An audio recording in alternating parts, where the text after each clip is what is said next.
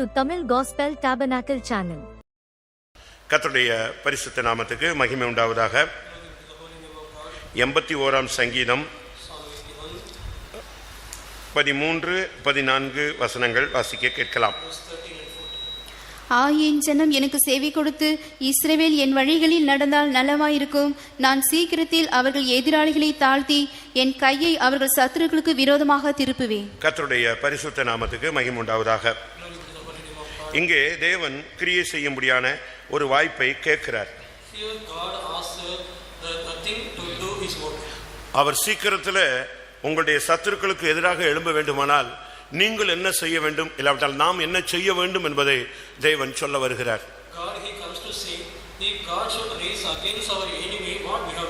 இங்கே சொல்லி இருக்கிறது, என் ஜனம் எனக்கு செவி கொடுத்து இஸ்ரவேல் என் வழிகளில் நடந்தால் நலமாய் இருக்கும். ஆண்டவர் தன்னுடைய ஜனங்கள் தன்னுடைய வாக்குக்கு செவி கொடுக்க வேண்டும் என்று விரும்புகிறார். இதை வேதத்தில் நீங்கள் எல்லா இடங்களிலும் ஆண்டவருடைய அந்த மனதை நீங்கள் புரிந்து கொள்ள இயலும். 81ஆம் சங்கீதத்திலே நீங்கள் 8ஆம் வசனத்தை பாருங்கள். என் ஜனமே கேள், உனக்கு சாட்சிட்டு சொல்லுவேன், இஸ்ரவேலே நீ எனக்கு செவி கொடுத்தால் நலமாயிருக்கும். ஆண்டவர் மறுபடியும் இந்த வார்த்தையை உச்சரிக்கிறதை நாம் பார்க்க இயலும். நீ எனக்கு செவி கொடுத்தால், இஸ்ரவேலே நீ எனக்கு செவி கொடுத்தால் நலமாயிருக்கும். அப்படின்னா என்ன அர்த்தம்? நீங்க செவி கொடுக்கலன்னு அர்த்தம். நீங்கள் 81ஆம் சங்கீதம் 11ஆம் வசனத்துக்கு உங்களுடைய கவனத்தை கொண்டு வாருங்கள். என் ஜனமோ என் சத்தத்துக்கு செவி கொடுக்கவில்லை. இதுதான் அங்க தேவன் சொன்ன வார்த்தை வசனம். என் ஜனம் என் சத்தத்துக்கு செவி கொடுக்கவில்லை. ஆனா அப்படினால் இஸ்ரவேலே நீ என் சத்தத்துக்கு செவி கொடுத்தால் நலமா இருக்கும் என்று கர்த்தர் பேசுகிறார்.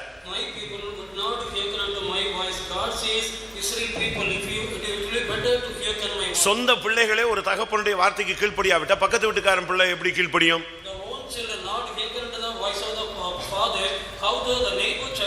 நாம் தேவனுடைய பிள்ளைகள், ரட்சிக்கப்பட்டவர்கள், அபிஷேகம் பண்ணப்பட்டவர்கள். நாம் தேவனுடைய வார்த்தைக்கு செவி கொடுக்காத பட்சத்தில் மற்றவன் எப்படி ரட்சிக்கப்படுவான்?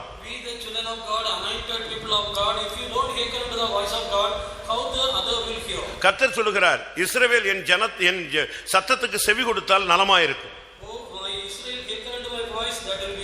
என் வழிகளில் நடந்தால் நலமாயிருக்கும். இன்றைய மெசேஜ் இதுதான். ஒன்று, நீ செவி கொடு. இரண்டாவது, என்னுடைய வழிகளில் நீ நட. அப்படி நீ நடந்தால் உன்னுடைய எதிராளிகளை நான் சீக்கிரத்தில் தாழ்த்துவேன். என் கையை அந்த சத்துருக்களுக்கு விரோதமாய் நான் திருப்புவேன். அது வரைக்கும் உன்னுடைய சத்துரு உனக்கு முன்னால் நின்றுகிட்டே தான் இருப்பான். அவன் தன்னை உயர்த்தி கொண்டே இருப்பான்.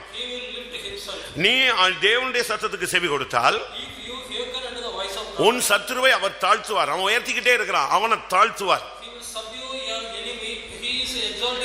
இந்த வசனத்தை விசுவாசிக்கிறவர்கள் கரங்களை உயர்த்தி ஒரு அல்லேலூயா சொல்லுங்கள். என் ஜனம் எனக்கு செவி கொடுத்தால், என்னுடைய வழிகளில் நடந்தால் நலமாயிருக்கும், நான் சீக்கிரத்தில் அவருடைய எதிராளிகளை தாழ்த்துவேன்.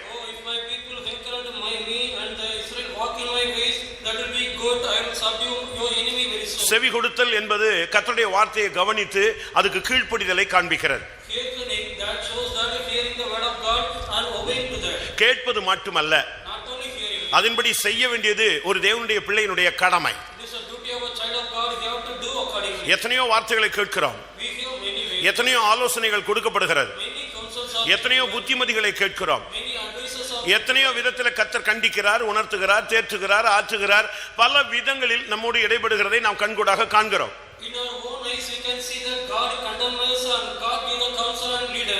ஆனாலும் கூட நாம் செவி கொடுக்கிறோமா என்கிறதா நம்முடைய பகுதியில தேவன் எதிர்பார்ப்பது. அதுக்கு காரணம் நம்மில் அநேகர் தேவனுக்கு வார்த்தைகளுக்கு கீழ்ப்படிவது இல்லை. 1 கொரிந்தியர் 14ஆம் அதிகாரத்தை நாம் பார்க்கும் பொழுது 21ஆம் வசனம் என்ன சொல்லுகிறது? 1 கொரிந்தியர் 14:21. மறுபாஷைக்காரராலும் மறு உதடுகளாலும் இந்த ஜனங்களிடத்தில் பேசுவேன், ஆகிலும் அவர்கள் எனக்கு செவி கொடுப்பதில்லை என்று கர்த்தர் சொல்லுகிறார் என்று. நாம் பல விதங்களில பேசுறேன், அந்நிய பாஷையில பேசுறேன், பல விதங்களில பேசுகிறேன், எல்லாம் பேசினாலும் ஆனாலும் இந்த ஜனங்கள் எனக்கு செவி கொடுப்பது இல்லை என்று கர்த்தர் சொல்லுகிறார். இன்றைய மெசேஜுக்கு நீ செவி கொடுத்தால் உன் சத்துரு சத்துரு சத்துருன்னு சொல்றிய அவனை இன்னையோட கர்த்தர் தாழ்த்திடுவார்.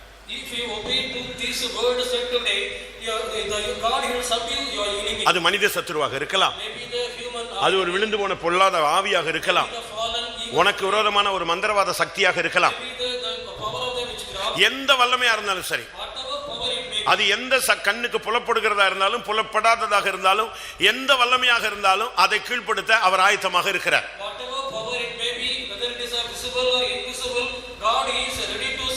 ஆனா தேவன் உன்னிடத்திலும் என்னிடத்திலும் எதிர்பார்ப்பது நீ அவருடைய வார்த்தைக்கு நீ செவி கொடுக்கணும். இரண்டாவது, நீ தேவனுடைய வழிகளில நீ நடந்து பழகணும். முதலாவது, நீ இதுவரைக்கும் செவி கூடாததை நீ ஒத்துக்கொள்ளணும். ஆண்டவர் உன்கிட்ட பேசவே இல்லையா? அவர் நீதியை குறித்து, நியாயத்தை குறித்து, நியாய தீர்ப்பை குறித்து, பாவத்தை குறித்து, உலகத்தை குறித்து உன்கிட்ட பேசாமையா இருக்கிறாரு. அவன் ஞானியாக சாலமோனா இருந்தாலும் அவன்கிட்ட 2 விஷயம் பேசினார். அது ஊழியக்காரனோ ஊழியக்காரியோ விசுவாசியோ பழையவோ புதியவோ யாரா இருந்தாலும் கர்த்தர் நிச்சயமா அவனோடு பேசுவார். அவன் பாவியா இருந்தாலும் பேசுவார், பரதேசியா இருந்தாலும் பேசுவார், பரிசுத்தவனா இருந்தாலும் பேசுவார்.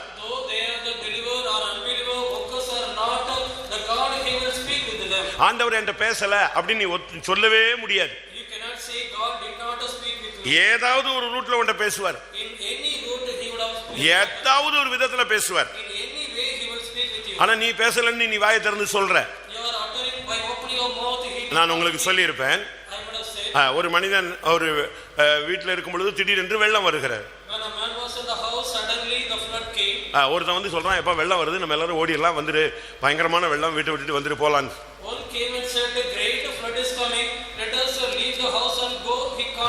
அவன் சொன்னா கர்த்தர் சொல்லுவாரு நீ வேலையை பாருன்னு சொல்லிட்டு வீட்டுக்குள்ள உட்கார்ந்தா கொஞ்ச நேரத்துல வெள்ளம் வீட்டை நிரப்பிடுச்சு.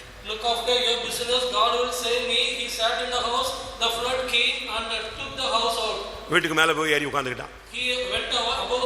கொஞ்ச நேரத்துல போட் வந்துச்சு. தம்பி வந்துரு போயிடலாம், இன்னும் வெள்ளம் அதிகமாகும்னு சொல்றாங்க, வீடு கூட முழுங்கிரும், இப்ப கடைசி நேரத்துல இருக்குது, நீ வந்துருன்னு சொல்லி கூப்பிட்டாங்க.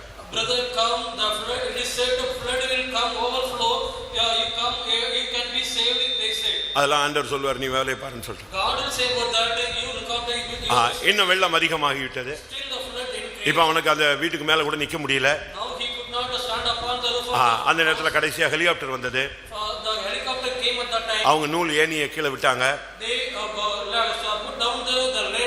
அங்கு அதுல ஏறிக்கொள்ள முடியாத அவனுக்கு கட்டளை பிறப்பிக்கப்பட்டது. அவன் சொன்னா கர்த்தர் சொல்லட்டும் நீ போன்னு சொல்லிட்டான். ஹெலிகாப்டர் போயிடுச்சு. இன்னும் சில நிமிடங்கள்ல ஐயா தண்ணியில முங்கி செத்தே போயிட்டான். இப்ப செத்த உடனே மேல போய் நிக்கிறான். அப்ப அவர் கேட்டா, ஆண்டவர் கேட்டாரா, அதுக்குள்ள செத்து போயிட்டியா, உன் காலம் என்ன இருக்க, அதுக்கு முன்னால எப்படிங்க வந்தேன்னு?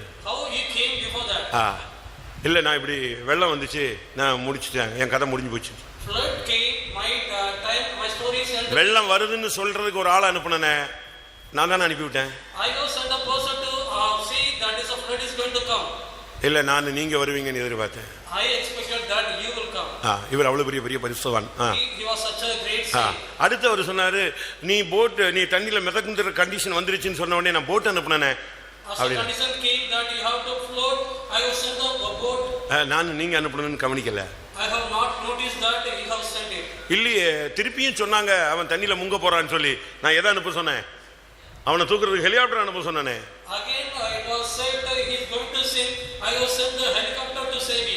அப்பதான் இவனுக்கு புரிஞ்சுது இதெல்லாம் யார் செஞ்சது. ஒரு மனிதனை திரும்ப வைக்கிறதுக்காக, தன்னுடைய பக்கம் இழுக்க வைக்கிறதுக்காக வேதம் சொல்லுகிறது அவர் அநேகம் தரம் அநேக கிரியைகளை அவனிடத்தில் நடப்பிக்கிறார்.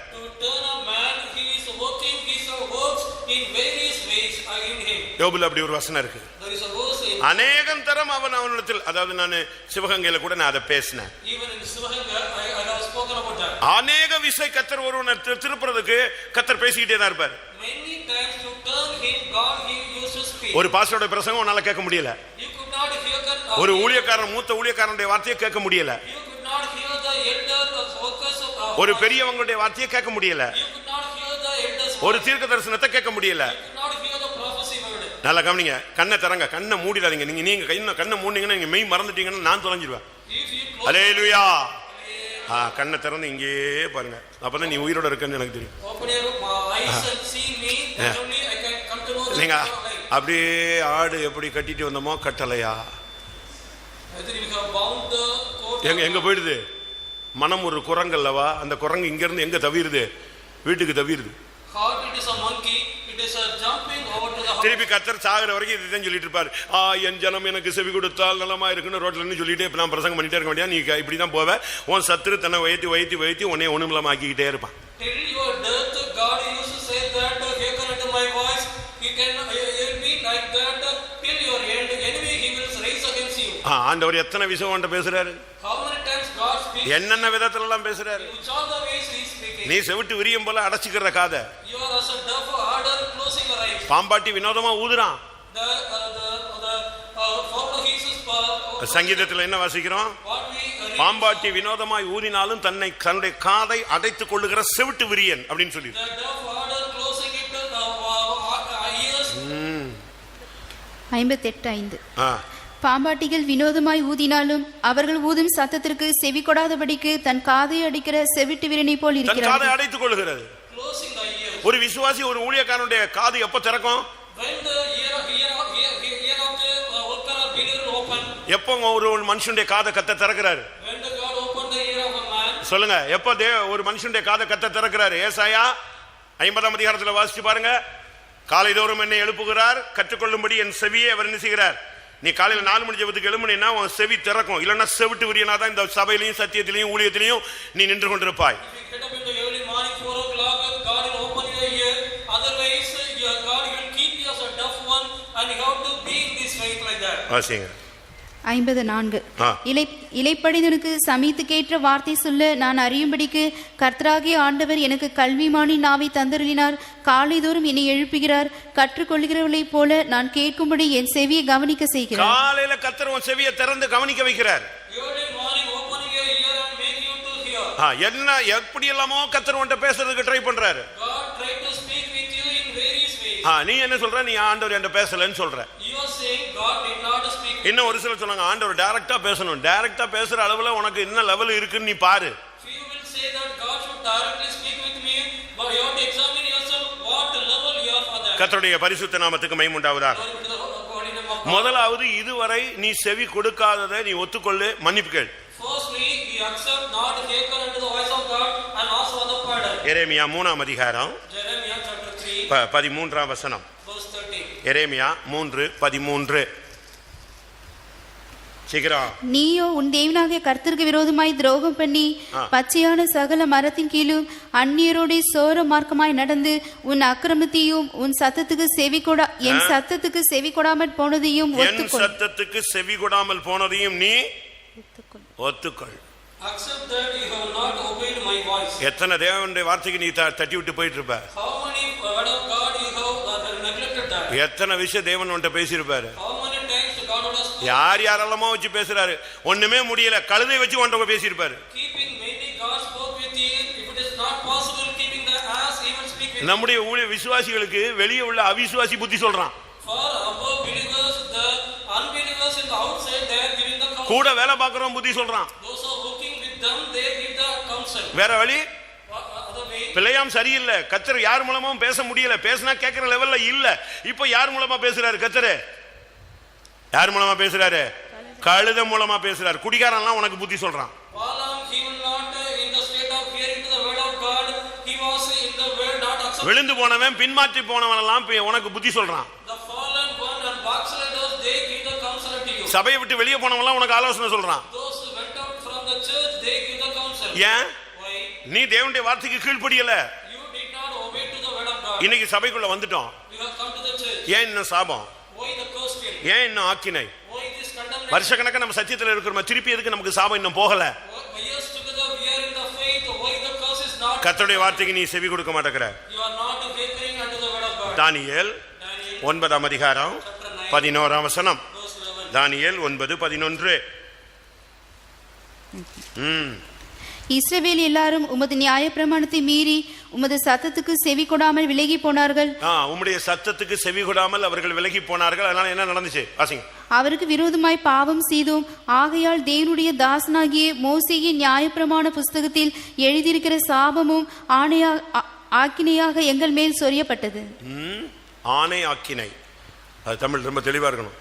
சாபத்தையும் அதுல சொல்லப்பட்ட எல்லா ஆணை ஆக்கினை, எல்லா சத்தியமும் எல்லா சாபமும் உன் மேல வர்றதுக்கு காரணம் இன்னும் நீ செவி கொடுக்கல சில காரியங்கள். All the curse and whatever the thing it is written in the law of Moses that is coming upon you means not hearkening unto the voice of God. நமக்கு 81ஆம் சங்கீதம் 14ஆம் வசனம் ரொம்ப பிடிச்ச வசனங்க. The Psalm 81 verse 14, it is very pleasurable word for us. இத மட்டும் வாக்குத்தத்தம் கொடுத்துட்டீங்கன்னா அட்டை ஓட்டு எழுதி பையிலேயே வச்சுக்குவான். If this a promise, they will pass the என்ன வசனம்? What verse it is? சொல்லுங்க, என்ன வசனம்? நான் உன் சத்துருவை சீக்கிரத்திலே தாழ்த்துவேன். அப்படியே அப்பா பிடிச்சு வச்சுக்குவான். அதுக்கு முன்னால தொக்கிக்கிட்டு இருக்க ஒரு வசனம், அதை நீ பாருன்னு சொல்றேன். I should soon have subdue your enemies. You look after the first previous verse to that. 50ஆம் சங்கீதத்தில் எல்லாருக்கும் பிடிச்ச வசனம், ஆபத்து காலத்தில் என்னை நோக்கி கூப்பிடு, நான் உன்னை விடுவிப்பேன், நீ என்னை மகிமைப்படுத்துவாய். அதுக்கு முன்னால ஒரு வசனம் இருக்குப்பா, நீ ஸ்தோத்திர பலியிட்டு உன் பொருத்தனைகள் எல்லாம் செலுத்தி ஆண்டவருடைய பாதத்தில் வந்து விழுந்து அதுக்கு பிறகு ஆபத்துல நீ யாரை நோக்கி கூப்பிடு. அப்படிதான் பைபிள் சொல்லுது. The Bible says at the time of distress call upon the God, he will come and he will deliver you out of that. The Bible says, but you have to take unto the voice of God. இன்னைக்கு எத்தனை பேர் செவி கொடுக்கிறோம்? Today how many of us are? நல்லா புரிஞ்சுக்கோங்க, கர்த்தருடைய வார்த்தைக்கு செவி கொடுக்கலைன்னா நீ கானானுக்குள்ள கால் வைக்க முடியாது. Understand well, if you don't hearken unto the voice of God, you cannot step in the Canaan. என்னாகமம் 14ஆம் அதிகாரம் Numbers chapter 14 22-23 வசனங்கள். 22-23. என் மகிமையையும் நான் எகிப்திலும் வனாந்தரத்திலும் செய்த என் அடையாளங்களையும் கண்டிருந்தும் என் சத்தத்துக்கு செவி கொடாமல் இதோடு 10 முறை என்னை பரீட்சை பார்த்த மனிதரில் ஒருவரும் அவர்கள் பிதாக்களுக்கு நான் ஆணையிட்டு கொடுத்த தேசத்தை காண மாட்டார்கள். எவ்வளவு தெளிவா ஆண்டவர் சொல்லிட்டார் பாத்தீங்களா? How clearly God has said, you see. நான் 10 விஷயம் என்னை சோதிச்சுட்டாங்க, இவங்கள எனக்கு செவி கொடாத யாரும் அந்த வாக்குத்தத்த தேசத்துல கால் வைப்பது இல்லை. They have tempted 10 times against me. Those who transgress this way, they will not step in the promised land. கர்த்தருடைய பரிசுத்த நாமத்துக்கு மகிமை உண்டாவதாக. Glory be to the glory name of God. நான் இப்போ செவி கொடுத்தால் என்ன கிடைக்கும்ங்கறத நான் சொல்லிக்கிட்டே வரேன். Now I am saying that if you hearken, what will be done to you? அதுல முதலாவது ஆசீர்வாதம், எல்லாரும் தேவன் முதலாவது உனக்கு செய்கிற காரியம், நீ தேவனுடைய வார்த்தைக்கு செவி கொடுத்தால் தேவன் உனக்கு செய்கிற முதல் காரியம், சீக்கிரத்துல உன் எதிராளியை டவுன் பண்ணுவார். The first work of God he is doing for you, if you hearken to the voice of God, he will very soon he will subdue your enemy. நீ பயப்படாத, Don't fear. நீ எதை குறிச்சும் பயப்படாத, Don't fear about it. நீ தேவனுக்கு செவி கொடு. You hearken unto God. நீங்க பாருங்க, 40 நாள் கோலியாத்து நின்று கதை விட்டுக்கிட்டே இருக்கிறான். See, for 40 days Goliath was standing and he was saying the story. அங்க சவுல் வந்து அரண்மனையில் உட்காந்துக்கிட்டு, யாராவது இவனை ஜெயித்தால் எனக்கு முதல் மகா இருக்கா, 2 மகா இருக்கா, எவ்வளெல்லாம் நான் கட்டி கொடுக்குறேன். இவர் அங்க உட்காந்து வாக்குறுதி கொடுத்துக்கிட்டு இருக்காரு, எவ்வளையாவது கட்டிக்கோன்னு சொல்லி. இதுதான் அபிஷேகம் பெற்றவன் சொல்ற வார்த்தையா? The Saul sitting in the palace, he was saying that who is overcoming him, I will give my one of the daughter, whether it is a word said by the anointed one. பாருங்க, அந்த ஜனங்கள்ல யாராலும் அவனை மேற்கொள்ள முடியல. The people, none of the people could prevail him. தகப்பனுடைய வார்த்தைக்கு செவி கொடுத்து வனாந்தரத்திலிருந்து வீட்டுக்கு வந்து வீட்டிலிருந்து யுத்தகலத்துக்கு செவி கொடுத்து வந்தானே ஒரு மனுஷன், தகப்பனுடைய வார்த்தைக்கு செவி கொடுத்த அவனை கொண்டுதான் கர்த்தர் சத்துருவை தாழ்த்தினார். By the man who heard the voice of the Father from the wilderness, he was staying in the house. By him only God gave the victory. தேவனுடைய வார்த்தைக்கு செவி கொடுக்கிறவனுக்கு வைச்சுதான் கர்த்தர் சத்துருவை கீழ்ப்படுத்த முடியும். God can subdue the enemy by the people, those who hear the voice of God. கர்த்தருடைய பரிசுத்த நாமத்துக்கு மகிமை உண்டாவதாக. Glory be to the holy name of God. செவி கொடுத்தால் என்னெல்லாம் கிடைக்கும் நான் இப்ப உங்களுக்கு சொல்லிட்டே வரேன். I am saying, if you hearken unto the voice of God, what will be done to you? யாரு செவி கொடுப்பார்? Who will hear? யாரெல்லாம் முதலாவது செவி கொடுப்பான்? Who all will hear first? கொடுத்தா என்னெல்லாம் கிடைக்கும்? If they hearken, இதைத்தான் நாம சரியான விதத்துல விளங்கிக் கொள்ள வேண்டியது அவசியம். It is very essential you have to understand. முதலாவது நீ தேவனுடைய பிள்ளையாக இருந்தா அவருடைய ஆடா இருந்தா நீ செவி கொடுப்ப. If you are a child of God, if you are his sheep, you will hear unto him. யோவான் 10ஆம் அதிகாரம் 3ஆம் வசனத்தை பார்க்கும்போது Chapter 10 verse 3. வாசலை காக்கிறவன் அவனுக்கு திறக்கிறான், ஆடுகளும் அவன் சத்தத்துக்கு செவி கொடுக்கிறது. ஆடுகள் அந்த சத்தத்துக்கு செவி கொடுக்கும்.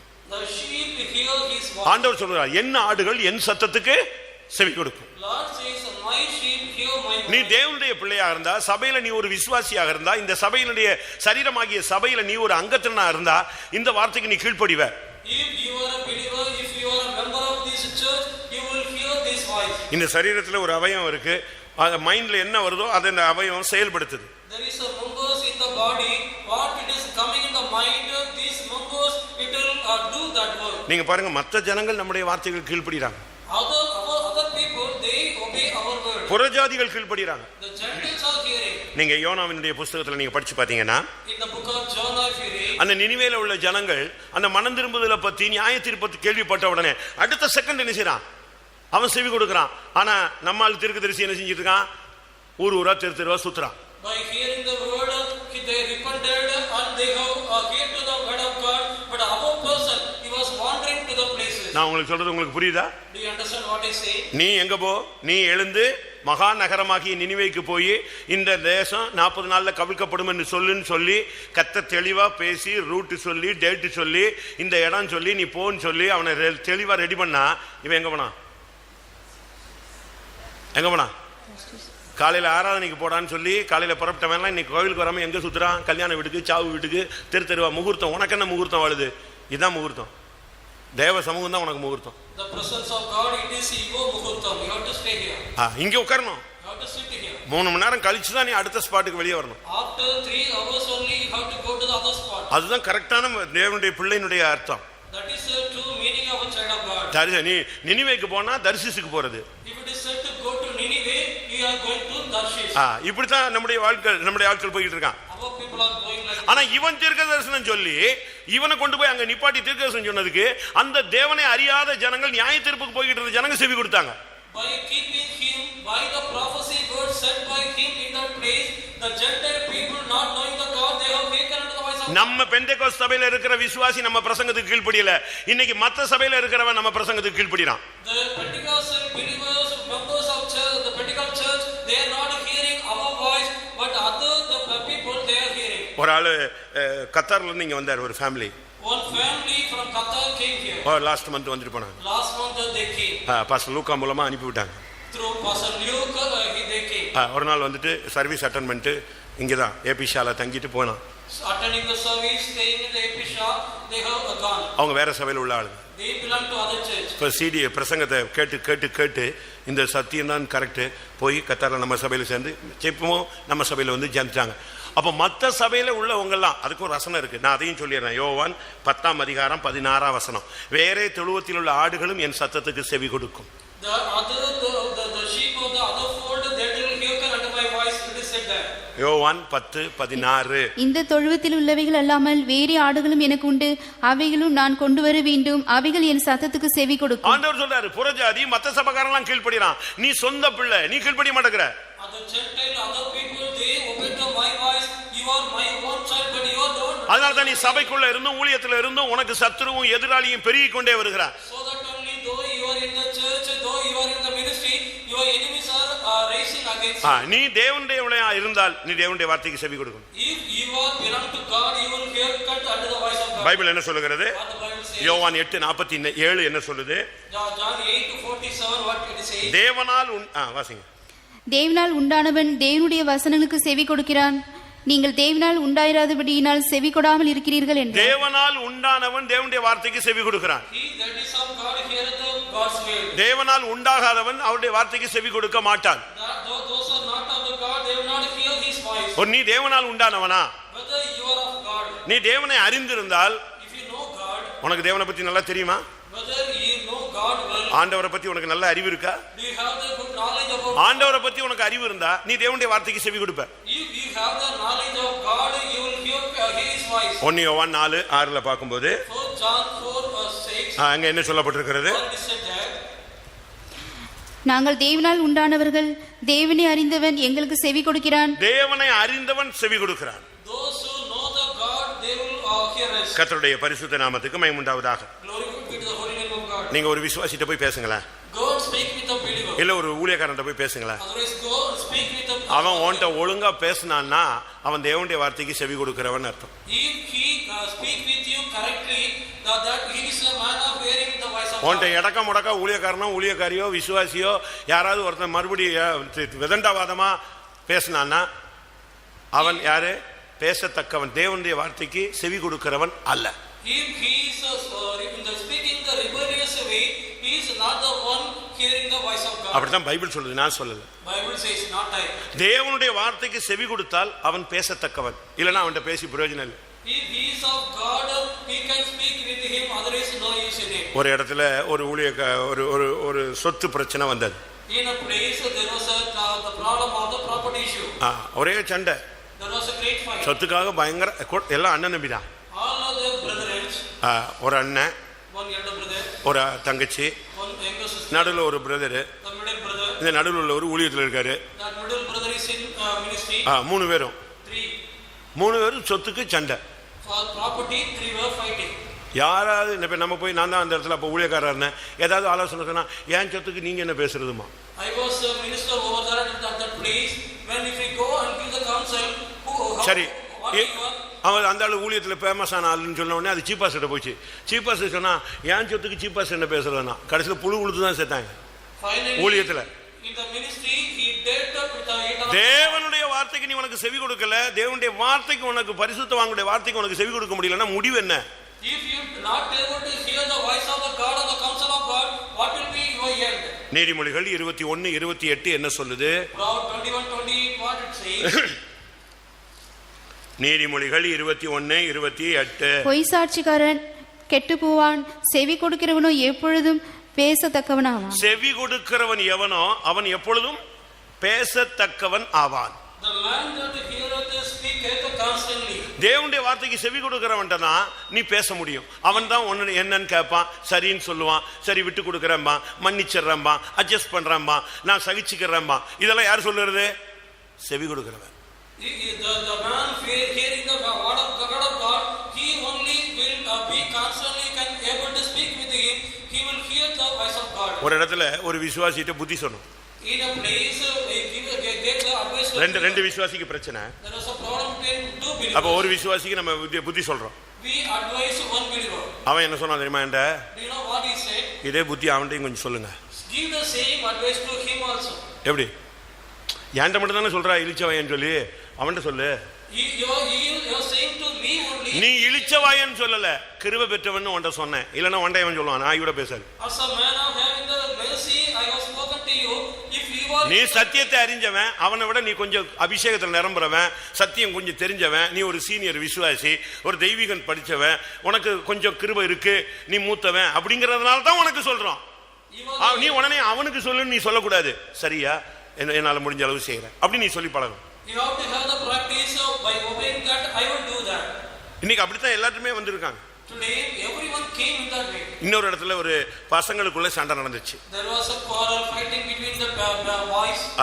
சண்டைன்னு சொன்னா கன்வென்ஷன் நடந்துகிட்டு இருக்கு. The convention is going on. ஒரு பையனுக்கு லேசா ஃபேன்ல அடிபட்டுச்சு.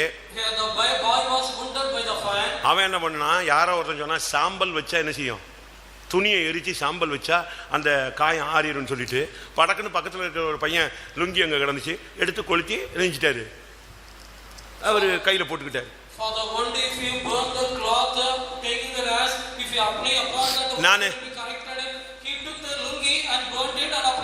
அவன் அந்த பையன் வேலையெல்லாம் முடிச்சுட்டு வந்தா லுங்கி இவ்வளவு பெருசுக்கு என்ன இருக்கு, தீ பிடிச்சி எரிஞ்சு சாம்பலாகி போய் நிற்கும்.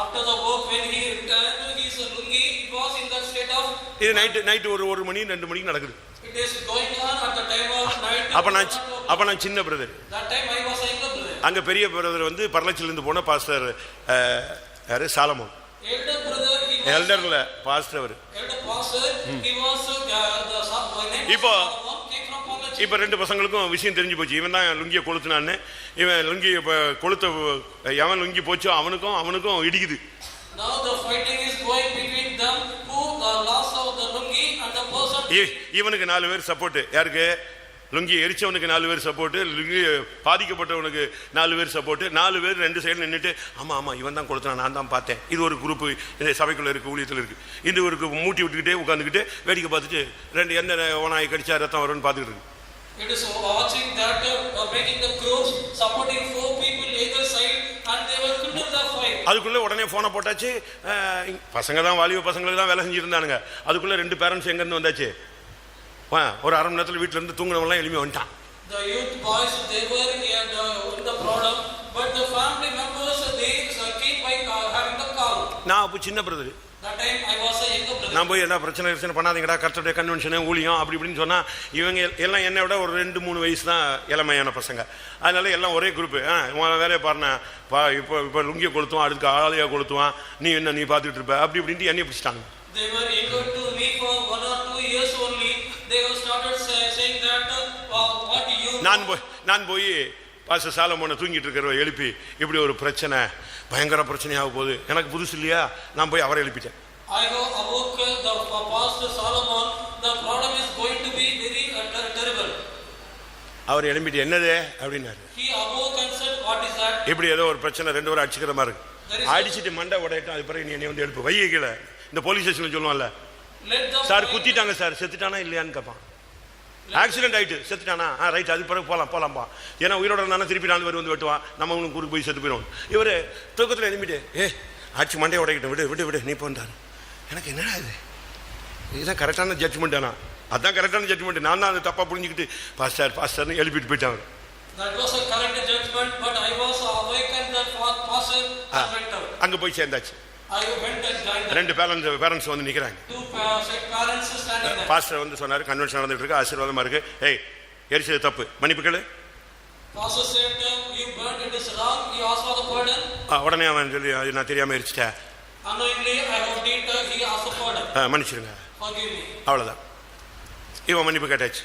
He asked for அந்த பையனை சொன்னார் மன்னிச்சிட்டேன்னு சொல்றாரு. that parent said நான் அவனை லுங்கி வாங்கி தரேன் புதுசா, நீ மன்னிச்சிரு. அவன் நான் மன்னிச்சிட்டேன். I will be the new lungi, you forgive him, he also forgave. அப்படி வேகமா போயிட்டு இருந்தது, பட்டு நெஞ்சிருச்சு. இவன் மன்னிப்பு கேட்டான், அவர் மன்னிச்சிட்டான், இவர் லுங்கி வாங்கி தரேன்ட்டாரு. Problem solve.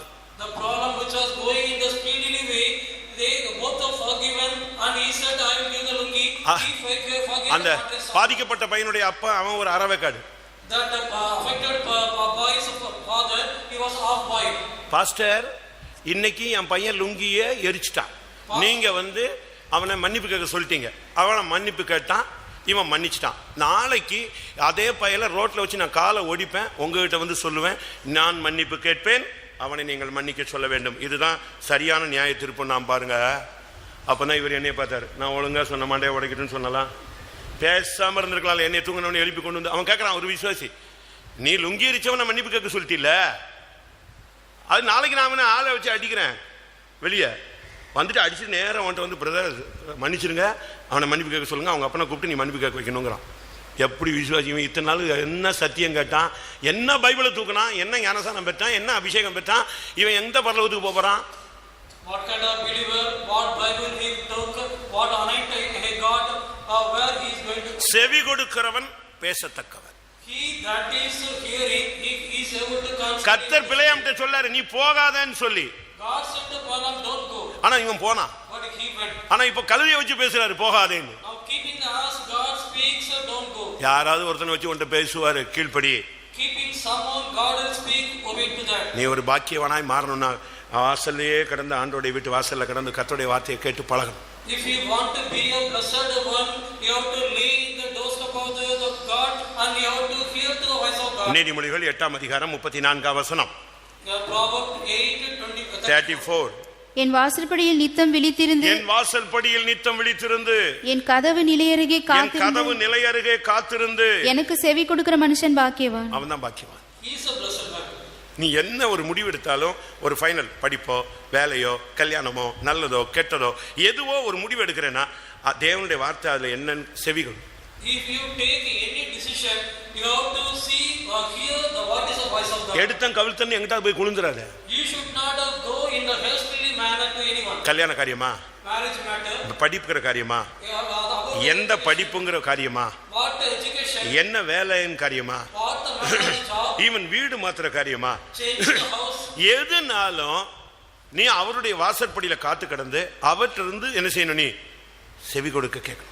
whatever matter it may be, you have to lay in the doorstep of அப்படி நீ செவி கொடுத்தால் நீ பாக்கியவான். If you hear, then you will be a blessed. கேளு, Ask. அவர் சொன்னா செய். If he say, you do. அவர் என்ன சொல்றாரோ அதை செய்யுங்க. நாங்க அப்படி கேட்ட போதுதான் எது நடந்துச்சு, தண்ணீர் எப்படி மாத்திச்சு, திராட்சரசமா. Whatever he say, you do that. When it is said, that water became the wine. நடந்தது என்ன, What happened? ஜனங்கள் வனாந்தரத்துல தண்ணி இல்லாம கஷ்டப்படுறாங்க. ஒரு ஊற்று கிடைக்குது, அந்த ஊற்று எப்படி இருக்கு, கசப்பா இருக்கு. The people, they are suffering without the water in the wilderness. They got a fountain. That water, it is bitter. கர்த்தர் என்ன சொன்னாரு, What the Lord said. இந்த மரத்தோட கிளையை என்ன செய்ய, வெட்டி போடுன்னு. அவங்க யோசிக்கவே இல்லை, அந்த மரத்தோட கிளையை வெட்டி போட்டான், டப்புன்னு தண்ணி டேஸ்டே மாறி. Cut the branch of the tree and put it in the water. It was said by the Lord. When they not thinking in their own way, cut the. ஒருவேளை தேவன் சொல்லுகிறது நடைமுறையில் சாத்தியம் இல்லாத காரியமா இருக்கும், ஆனா தேவன் அதை திட்டமாய் வைத்திருப்பார். Maybe the saying of the Lord, it is not a practical thing, but God, He will prosper, make it prosper. நீதிமொழிகள் 12:15 பார்க்கும் பொழுது Proverbs 12:15. அங்க என்ன சொல்லப்பட்டிருக்கிறது, What it is said there. மதியீனனுடைய வழி அவன் பார்வைக்கு செம்மையாய் இருக்கும், ஆலோசனைக்கு செவி கொடுக்கிறவனோ ஞானம் உள்ளவன். ஆலோசனைக்கு செவி கொடுக்கிறவன் ஞானம் உள்ளவன். He that hearkeneth unto the counsel is wise. அடுத்து, நீ கர்த்தருடைய வார்த்தைக்கு செவி கொடுத்தால் அது உத்தமம். If you hearken unto the voice of God, it is upright. பலியை காட்டிலும் கீழ்ப்படிதல் உத்தமம். Than the sacrifice, obeying is ஆட்டுக்கரியினுடைய நினத்தை பார்க்கிலும் செவி கொடுத்தலே உத்தமம். 1 சாமுவேல் 15:22 அதே வசனம் தான். அதற்கு சாமுவேல், கர்த்தருடைய சத்தத்திற்கு கீழ்ப்படுகிறதை பார்க்கிலும் சர்வாங்க தகனங்களும் பலிகளும் கர்த்தருக்கு பிரியமாயிருக்குமோ, பலியை பார்க்கிலும் கீழ்ப்படிதலும் ஆட்டுக்கடாக்களின் இனத்தை பார்க்கிலும் செவி கொடுத்தலும் உத்தமம். செவி கொடுத்தல நீ கேட்கிற பாரு, ஆண்டவர் சொல்றத அதுதான் முக்கியம். You are obeying, hearing, whatever the Lord says, it is very important. ஏலியின் வீட்டிலே, கர்த்தருடைய வீட்டிலே சாமுவேல்ட்ட கர்த்தர் பேசுறார், சாமுவேலே சாமுவேலேன்னு.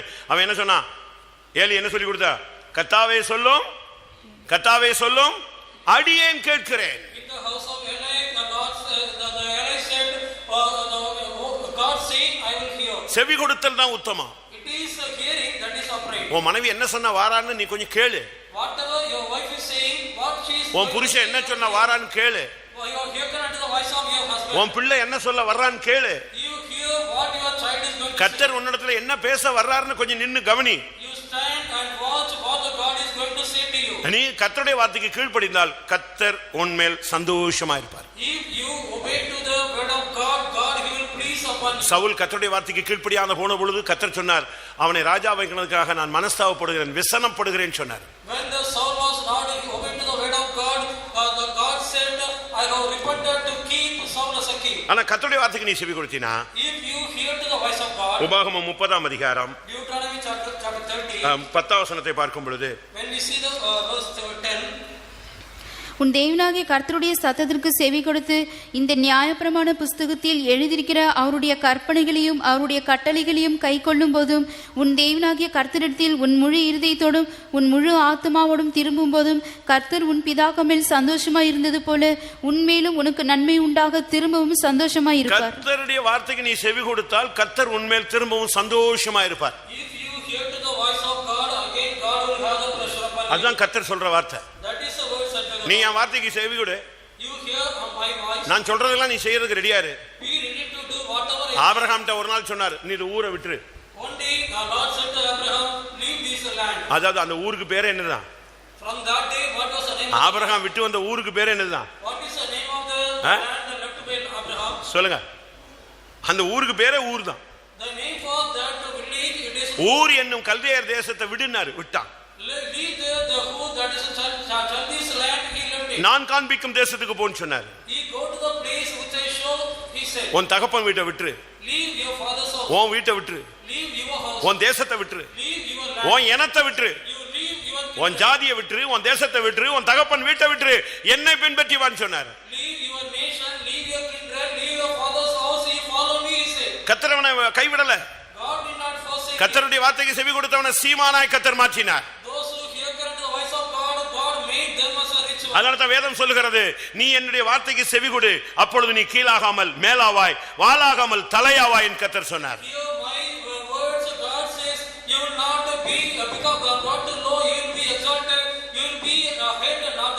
உபாகமம் 28:14. இன்று நான் உனக்கு விதிக்கிற உன் தேவனாகிய கர்த்தரின் கட்டளைகளை கைக்கொள்ளவும் அவைகளின்படி நடக்கவும் அவைகளுக்கு செவி கொடுத்து வந்தால், அவைகளுக்கு நீ செவி கொடுத்து வந்தால் கர்த்தர் உன்னை வாளாக்காமல் தலையாக்குவார். அல்லேலூயா. நமக்கு எல்லாருக்கும் வாளாகாமல் தலையாகணும்னு ரொம்ப ஆசை. கீழே அந்த பாட்டை கேட்டாலே அல்லேலூயா போட்டுருவான். ஆனா நீ செவி கொடுத்தாதான் நீ தலையாவ, இல்லைன்னா நீ யாரா மாறுவ? வாளாதான் போவ. If you hear, then only you become the head. Otherwise you will. நான் சொல்லல, அதுவும் பைபிள். நான் உடனே சபிக்கிறேன்னு நினைச்சிடாதீங்க. அது அப்படி ஒரு வசனம் இருக்கா இல்லையா? நீ செவி கொடுக்காத பட்சத்தில் நீ யாரா இருப்பாய்? நீ தலையாகாமல். அப்படிலாம் வசனங்கள் தான் எல்லாமே அப்படி திருப்பி சொல்லுது. எந்த வசனம் இருக்கா? பைபிள்ல இருக்கா? உங்க பைபிள்ல இருக்கா? 44 உபாகமம் 28:44. அவன் உன்னிடத்தில் கடன்படா, நீ அவனிடத்தில் கடன்படுவாய். அவன் தலையாய் இருப்பான், நீ வாளாய் இருப்பாய். நான் சொன்னது சரியா இருக்கா? நீ கர்த்தருடைய வார்த்தைக்கு செவி கொடுத்தால் நீ தலையாவாய், இல்லைன்னா நீ செவி கொடுக்கலன்னா நீ வாளாதான். இந்த சபையிலையும் இருக்கலாம், உலகத்திலும் இருக்கலாம். If you hear the voice of God, you can be head. Otherwise in the church and the word, you will be the tail. உலகத்துக்கு மனுஷன் பலவிதமான காரியங்கள் சொல்லுவான். The worldly man, he will say many things. அதுல தேவனுக்கு செவி கொடுக்கறியா, மனுஷனுக்கு செவி கொடுக்கறியா? In that, whether you hear to God or man. N friend சொன்னா, My friend said, என் பக்கத்து வீட்டுக்காரன் சொன்னா, my neighbor said, N colleagues சொன்னா, my colleague said, இப்படிதான் நீ பேசிட்டு இருக்கிற. you will be speaking. கர்த்தர் என்ன சொன்னாரு? What the Lord said. வசனம் என்ன சொல்லுது? What the verse says. பரிசுத்தவான்கள் என்ன சொல்றாங்க? What the saints are saying. அது என்னன்னு நீ பாரு. You see what that is. சாலமோனுக்கு ஒரு பையனை பிறந்தான்.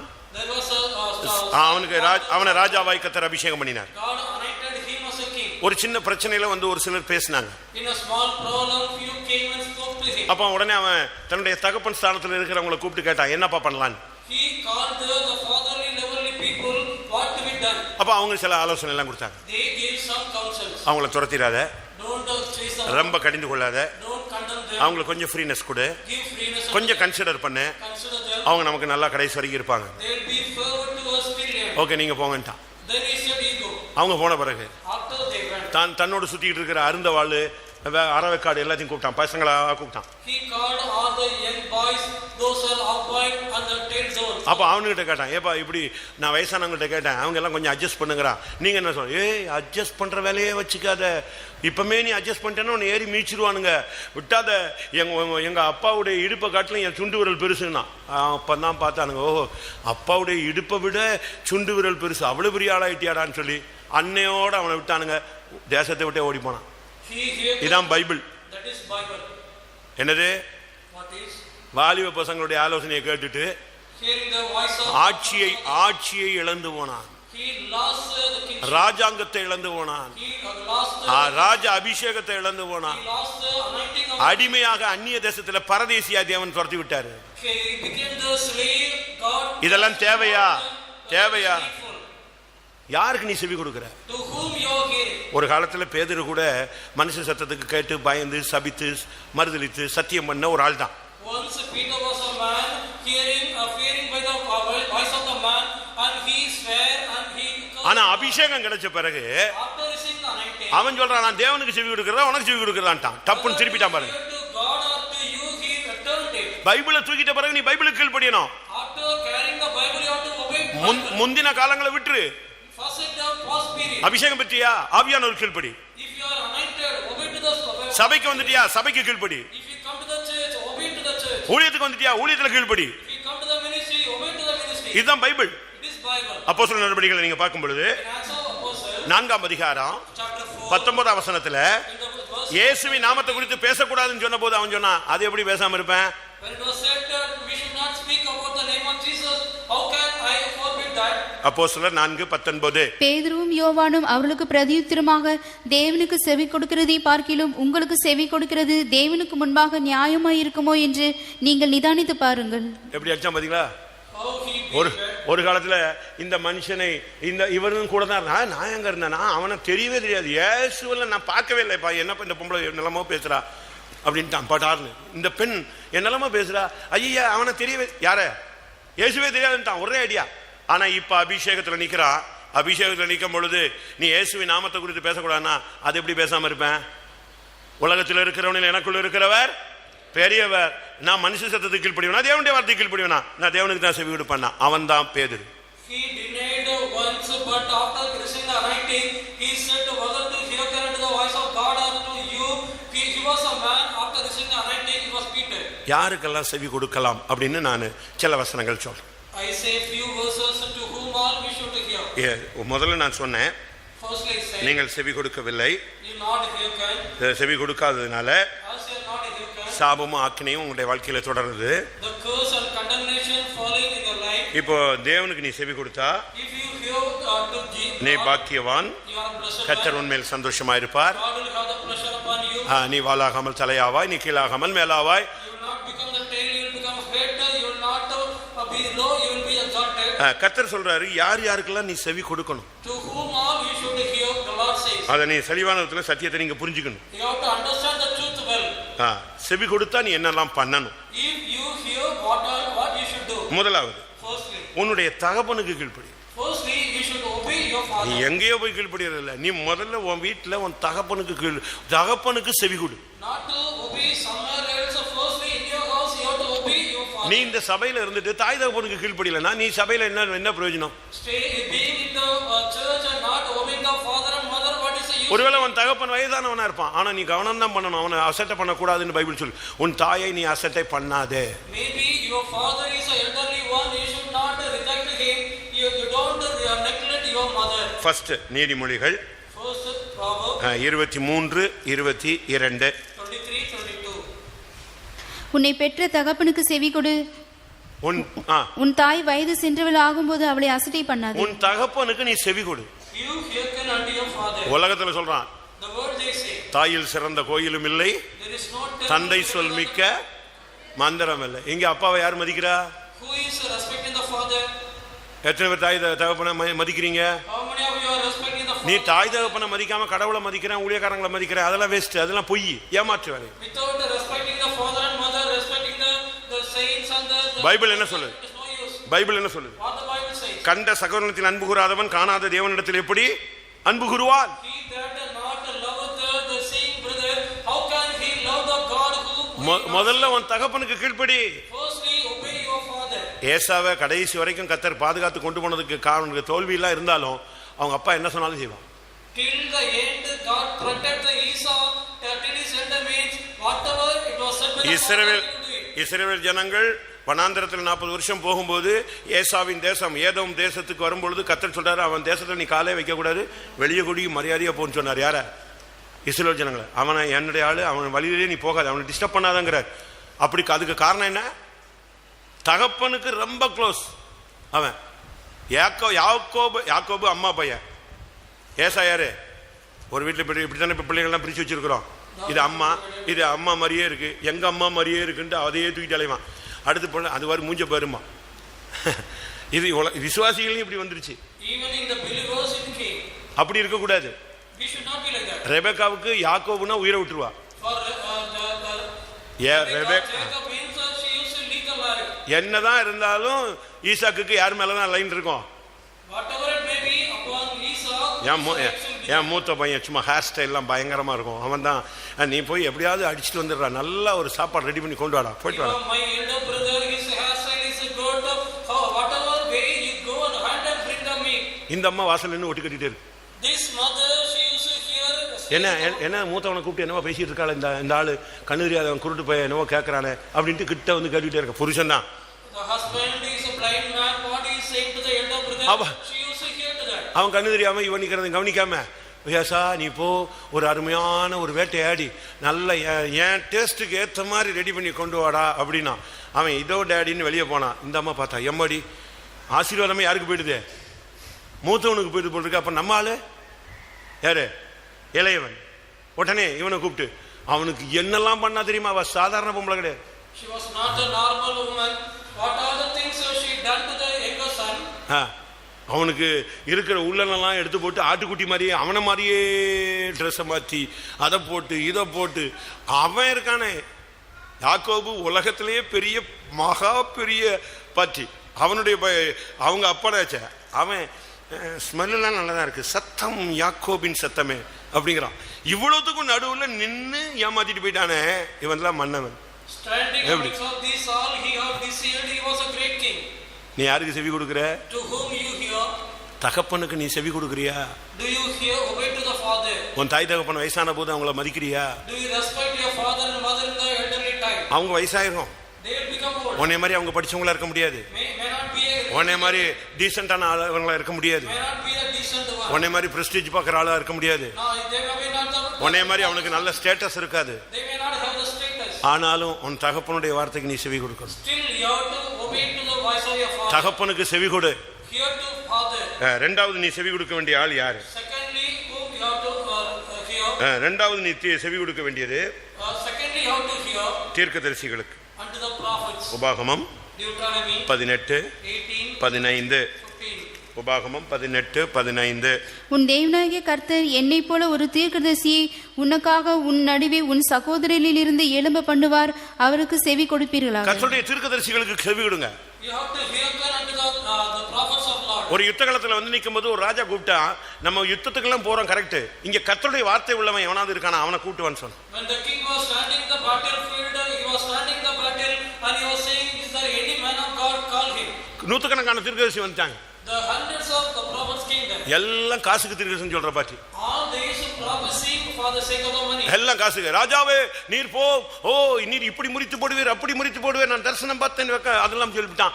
ராஜா பார்த்தான், இதெல்லாம் போய் தீர்க்கதரிசி மாதிரிலாம் தெரியுது, எல்லாம் ப்ளீஸ் பண்றானுங்களே, எல்லாருமே டிஃப்ரெண்டான ஆளா இருக்கான். ஏப்பா இன்னும் உண்மையான கர்த்தருடைய வார்த்தை உள்ள எவனாவது இருக்கானா அவனை கூட்டுவானா. அப்பதான் எலிசா வந்து நிக்கிறான்.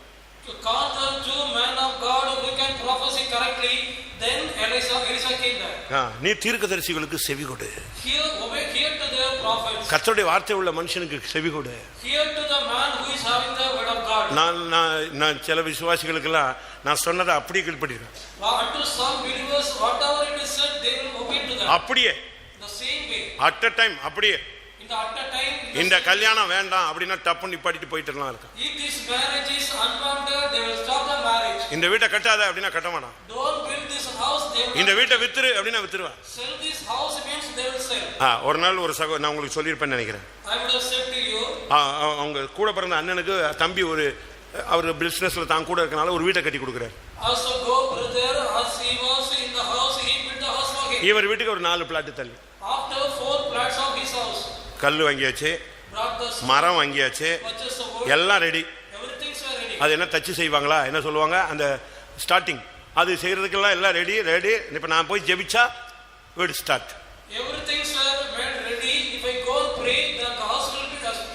எனக்கு ஃபோன் பண்றாரு, பாஸ்டர் நான் வர்றேன் உங்களை கூட்டு போறேன். என்னன்னு ஒரு ஜெபம் வந்து மட்டும் பண்ணிட்டீங்கன்னா வேலை உடனே தொடங்கிடும், எல்லாமே ரெடி அப்படின்னு சொன்னேன். You come and pray, all the works will be started, everything shall be prepared. He said to me. யாருக்குன்னு கேட்டேன். To whom I said. எங்க அண்ணனுக்கு கட்டி கொடுக்குறேன், என் வீட்டுக்கு பக்கத்துல ஒரு 4 பிளாட் தள்ளி நான் கட்டுறேன், நீங்க வந்து ஒரு ஜெபம் பண்ணிட்டீங்கன்னா போதும். To my elder brother, I am building the house. After 4 plots of my house, if you come and pray, it will be good. அப்போ நான் சொன்னேன், எனக்கு டக்குன்னு ஆண்டவர் சொன்னார் அந்த வீட்டை கட்டக்கூடாது. Our Lord said to me, you should not build the church. நீ முதல்ல நீ என்னை கூட்டு போக வராத, நீ வான்னு சொன்ன. Don't come to call me, you come here, I said. ஒரு பெரிய கோடீஸ்வரன். He was a millionaire. இப்பவும் கோடீஸ்வரனா தான் இருக்கிறான். Even now also he is a millionaire. வந்தான் 2 வீலர்ல. He came in 2 wheeler. உட்கார வச்சு என்னன்னு கேட்டேன். I made him to sit down. I asked what. ஆண்டவர் சொல்றாரு அந்த வீடு அண்ணனுக்கு கட்ட வேண்டாம். Lord says you should not build that house for his brother. அங்க எல்லாரும் ரெடியா நிக்கிறாங்க.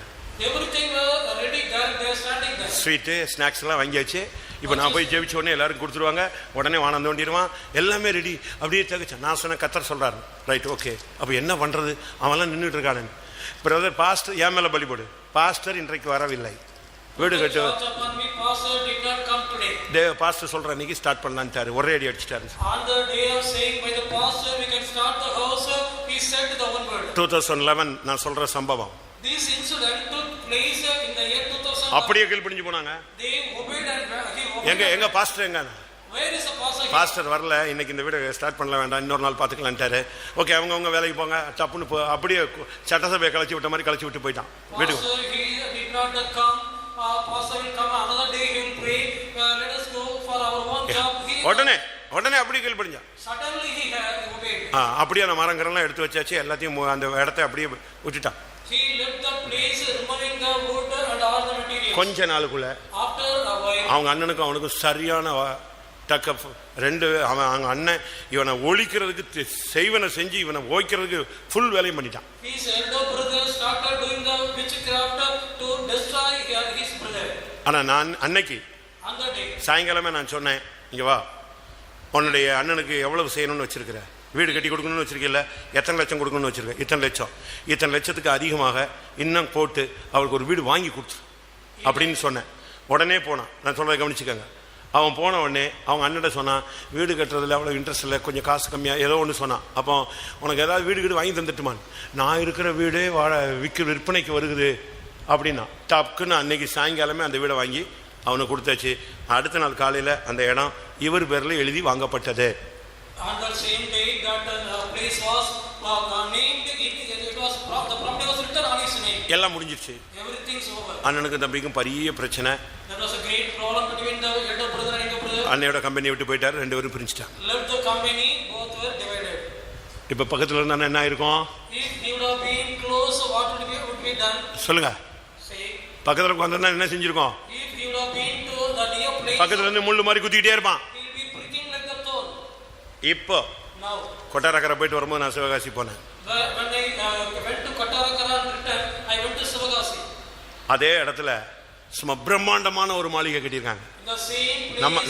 நம்ம விசுவாசி Our believer with the என்ன டெடிகேஷன் பண்ணல, பார்த்துட்டு அசந்துட்டேன். not dedicated by seeing that I wondered. எப்படி அன்னைக்கு கர்த்தர் சொன்னது சரியான, கர்த்தர் சொன்னதுக்கு நான் அப்படியே கீழ்ப்படிஞ்சேன். I obeyed to the saying of the Lord. தீர்க்கதரிசிகளுக்கு கீழ்ப்படி, Obeyed to the prophet. தீர்க்கதரிசிகளுக்கு செவி கொடு. Hearken unto the prophet. முதலாவது நீ செவி கொடுக்க வேண்டியது உன்னை பெற்ற தகப்பனுக்கும் தாய்க்கும். Firstly, you have to hear to your father. இரண்டாவது கர்த்தருடைய வார்த்தை உள்ள மனுஷனுக்கு நீ செவி கொடு. Secondly, you have to hearken unto the man having the word of God. மூணாவது பைபிளுக்கு நீ கீழ்ப்படி, வசனத்துக்கு செவி கொடு, வேதத்துக்கு செவி கொடு. Thirdly, you have to obey, hearken unto the scripture. ஏசாயா Isaiah முதலாம் அதிகாரம் chapter 1 10 வசனம். verse 10. ஏசாயா 1:10. சோதோமின் அதிபதிகளே, கர்த்தருடைய வார்த்தையை கேளுங்கள். குமராவின் ஜனமே, நமது தேவனுடைய வேதத்துக்கு செவி கொடுங்கள். தேவனுடைய வேதத்துக்கு செவி கொடு. Obey to the scripture of law of God. உனக்கு சரியான கவுன்சிலிங் கிடைக்கலையா, பைபிள் எடுத்து உட்கார்ந்து படி. If you don't get a good counsel, you take the Bible and read. நம்ம இந்த பைபிள்ல தான் மொத்தமா அப்படியே அதிகாரம் மாதிரி அப்படியே போயிருக்கு. In our Bible only, it is going in the chapters way. RC பைபிளை நீங்க எடுத்தீங்கன்னா If you take the RC Bible, அந்த ஒவ்வொரு சம்பவத்துக்கு முன்னால அது மேல என்ன செஞ்சிருக்கும், குறிப்பு இருக்கும். before that incident, அடுத்து கீழே என்ன வருது, சப்ஜெக்ட் என்னங்கறத அழகா சொல்லிக்கிட்டே இருக்கும். அப்போ அந்தந்த சப்ஜெக்ட்டுக்கு அதை படிச்சுக்கலாம். for every subject you can study about the matters there. கடன் வாங்குறது, கடன் கொடுக்கிறது, பைபிள்ல அந்த ஆர்சி பைபிள்ல சூப்பரான அனுபவங்கள்லாம் இருக்கு. சீராக் ஆகமம், அடுத்து என்னது தொபியா, 1 தொபியா 2 தொபியா, அப்படிலாம் ஒரு 6-7 புக்கு இருக்கு. அதில் நீங்கள் படித்து பார்த்தீங்கன்னா ஒரு வாலிப பையனோடு ஒரு வாலிப பொன் டேபிளில் முழங்கை ஊனி பேசக்கூடாது. என்னெல்லாமோ இருக்கு, நீ படிச்சு பாரு. அதை படித்தாலே பரலோகம் போயிடுவ நீ. By reading that 6 or 7 books in the Bible of RC, if you read that, you can go to heaven. புரியுதா உங்களுக்கு? Do you understand? நீ வேணா வீட்டில் போய் உட்காந்து படிச்சு பாரு. Go and study in ஒரு டேபிளில் உட்காந்து முழங்கை ஊனி ஒருத்த மூஞ்ச பார்த்து ஒரு பையனும் ஒன்றும் பொண்ணும் பேசக்கூடாது. அப்படி பேசினாலே தொலைஞ்சு போச்சுன்னு பைபிள் அங்கே இருக்கு. A girl and boy putting the elbow upon the table, they should not speak. ஆனா அவங்க அதுக்கு கீழ்ப்ப சிலை வழிபாட்டின் தொடக்கமே விபச்சாரத்தின் துவக்கமாயிட்டுன்னு எதுல இருக்கு, ஆர்சி பைபிள்ல இருக்கு. ஆனா அதெல்லாம் இவன் படிக்க மாட்டான். In the RC Bible, the idolatry worship of the harlot, it is starting by the idolatry worship. மூன்றாவது நீ செவி கொடுக்க வேண்டிய ஆளு பொருள் எது, வேதத்துக்கு செவி கொடு. Thirdly, you have to hearken unto the law, the scripture. உம்முடைய வேதத்தை நேசிக்கிறவர்களுக்கு மிகுந்த சமாதானம் உண்டு, அவர்களுக்கு என்ன கிடையாது, இடறல் இல்லை. Those who hearken unto your law, they will have the great peace, there will not be any stumbling for them. பைபிளை வச்சுக்க. Keep the Bible. நியாயப்பிரமாணத்தின் ஒரு பிரதியை எடுத்து எழுதி வைத்துக் கொண்டு நீ காலமெல்லாம் படி, உன் ஜீவன வாழ்நாள் என்ன செய்யும், நீடித்திருக்கும். Take the one copy of the law and read that, your lifetime will be prolonged. உனக்கு டைம் போலையா, பைபிள் எடுத்து படி. If the time is not passing, take the Bible and read. நீதிமொழிகள் எடுத்து படி, Take the law, சங்கீதங்கள் எடுத்து படி, take Psalm and read. நிருபங்கள் எடுத்து படி, Take the epistle, சுவிசேஷத்தை எடுத்து படி, take the gospel, தீர்க்க தரிசனங்கள் எடுத்து படி. take the prophetical book and read. Muslims எதை வச்சிருக்கான், What the Muslims are keeping, 5 புத்தகம் தான் வச்சிருக்கான். they have the 5 books. 5 புத்தகம் தான் வச்சிருக்கான். Only 5 books. ஆதியாகமம், Genesis, சொல்லுங்க, யாத்திராகமம், Exodus. இப்படி 5 தான். அதுதான் அவங்களுக்கு இஞ்சில். அந்த 5 தான் வானத்திலிருந்து இறக்கப்பட்டதுன்னு சொல்றான். That the fire only the engine for them that was brought down from the heaven, they say. நான் எதுக்கு இதை சொல்றேன்? Why I say? வேதம் தான் முக்கியம். But the scripture it is. வேதத்துக்கு செவி கொடுக்கிற மனுஷன் பாக்கியவான். Blessed is a man hearkening unto the law. பைபிளை படி. Read the Bible. புருஷன் வேலைக்கு போயிட்டானா உட்காந்து பைபிள் படி. எதுக்கு இருக்கிற கண்ட கழுத புக்கெல்லாம் வீட்டில் உட்காந்து சப்ஸ்கிரைப் பண்ணி வாங்கி ஒத்து படிக்கிற? Why you are subscribing for the various books and read keeping that book? அடுத்து அந்த வேதத்திலையும் பைபிள் சொல்கிறது சில வசனத்துக்கு செவி கொடு. Even in that the Bible you obey hearken unto some verses. ஏசாயா Isaiah 32:9.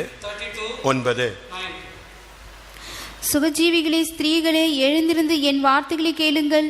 நிர்விசாரமான குமாரத்திகளே, என் வசனத்துக்கு செவி கொடுங்கள். என் வசனத்துக்கு செவி கொடுங்கள். Give ear unto my speech. ஆண்டவர் சொல்றாரு செவி கொடுனா எதுக்கெல்லாம் செவி கொடுக்கணும்? The Lord says which are the things. தகப்பனுக்கு செவி கொடு.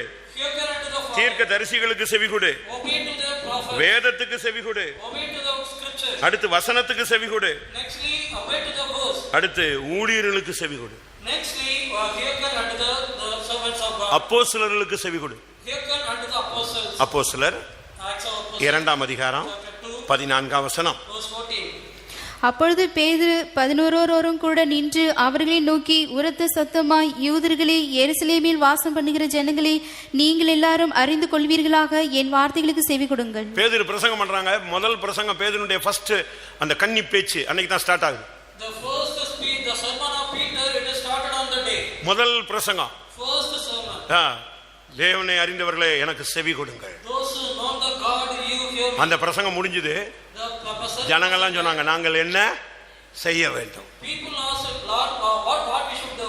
உடனே அவன் சொன்னான் அன்னைக்கு 3000 பேர் ரட்சிக்கப்பட்டாங்க. Immediately he said 3000 were saved. உன்னுடைய ஊழியனுக்கு செவி கொடு, ஏனென்றால் அவன் உன்னுடைய ஆத்மாவுக்கு உத்தரவாதம் பண்ணுகிறவனாய் விழித்திருக்கிறான், அதுக்கு கீழ்ப்படி. Obey, subdue your servants of God, because he is watching for your soul, you obey to him. அடுத்து இயேசுவுக்கு செவி கொடு. Nextly obey to Jesus. மத்தேயு Matthew 17:5. மத்தேயு 17:5. அவன் பேசுகையில், இதோ ஒளியுள்ள ஒரு மேகம் அவர்கள் மேல் நிழலிட்டது. இவர் என்னுடைய நேசகுமாரன், இவரில் பிரியமாயிருக்கிறேன், இவருக்கு செவி கொடுங்கள். ஆண்டவர் சொல்றார் இவருக்கு செவி கொடுங்கள். From the heaven the Lord speaks, so obey to him. ஆண்டவர் உன்கிட்ட பேசுறதுக்கு நீ செவி கொடு. Whatever spoken by the Lord, you hear to that. Mark 7:14. Mark 7:14. பின்பு அவர் ஜனங்களை எல்லாரையும் வரவழைத்து அவர்களை நோக்கி, நீங்கள் எல்லாரும் எனக்கு செவி கொடுத்து உணருங்கள். நீ செவி கொடுத்தாதாங்க உனக்கு மண்டையில ஏறும். If you hearken, then only it will enter into your.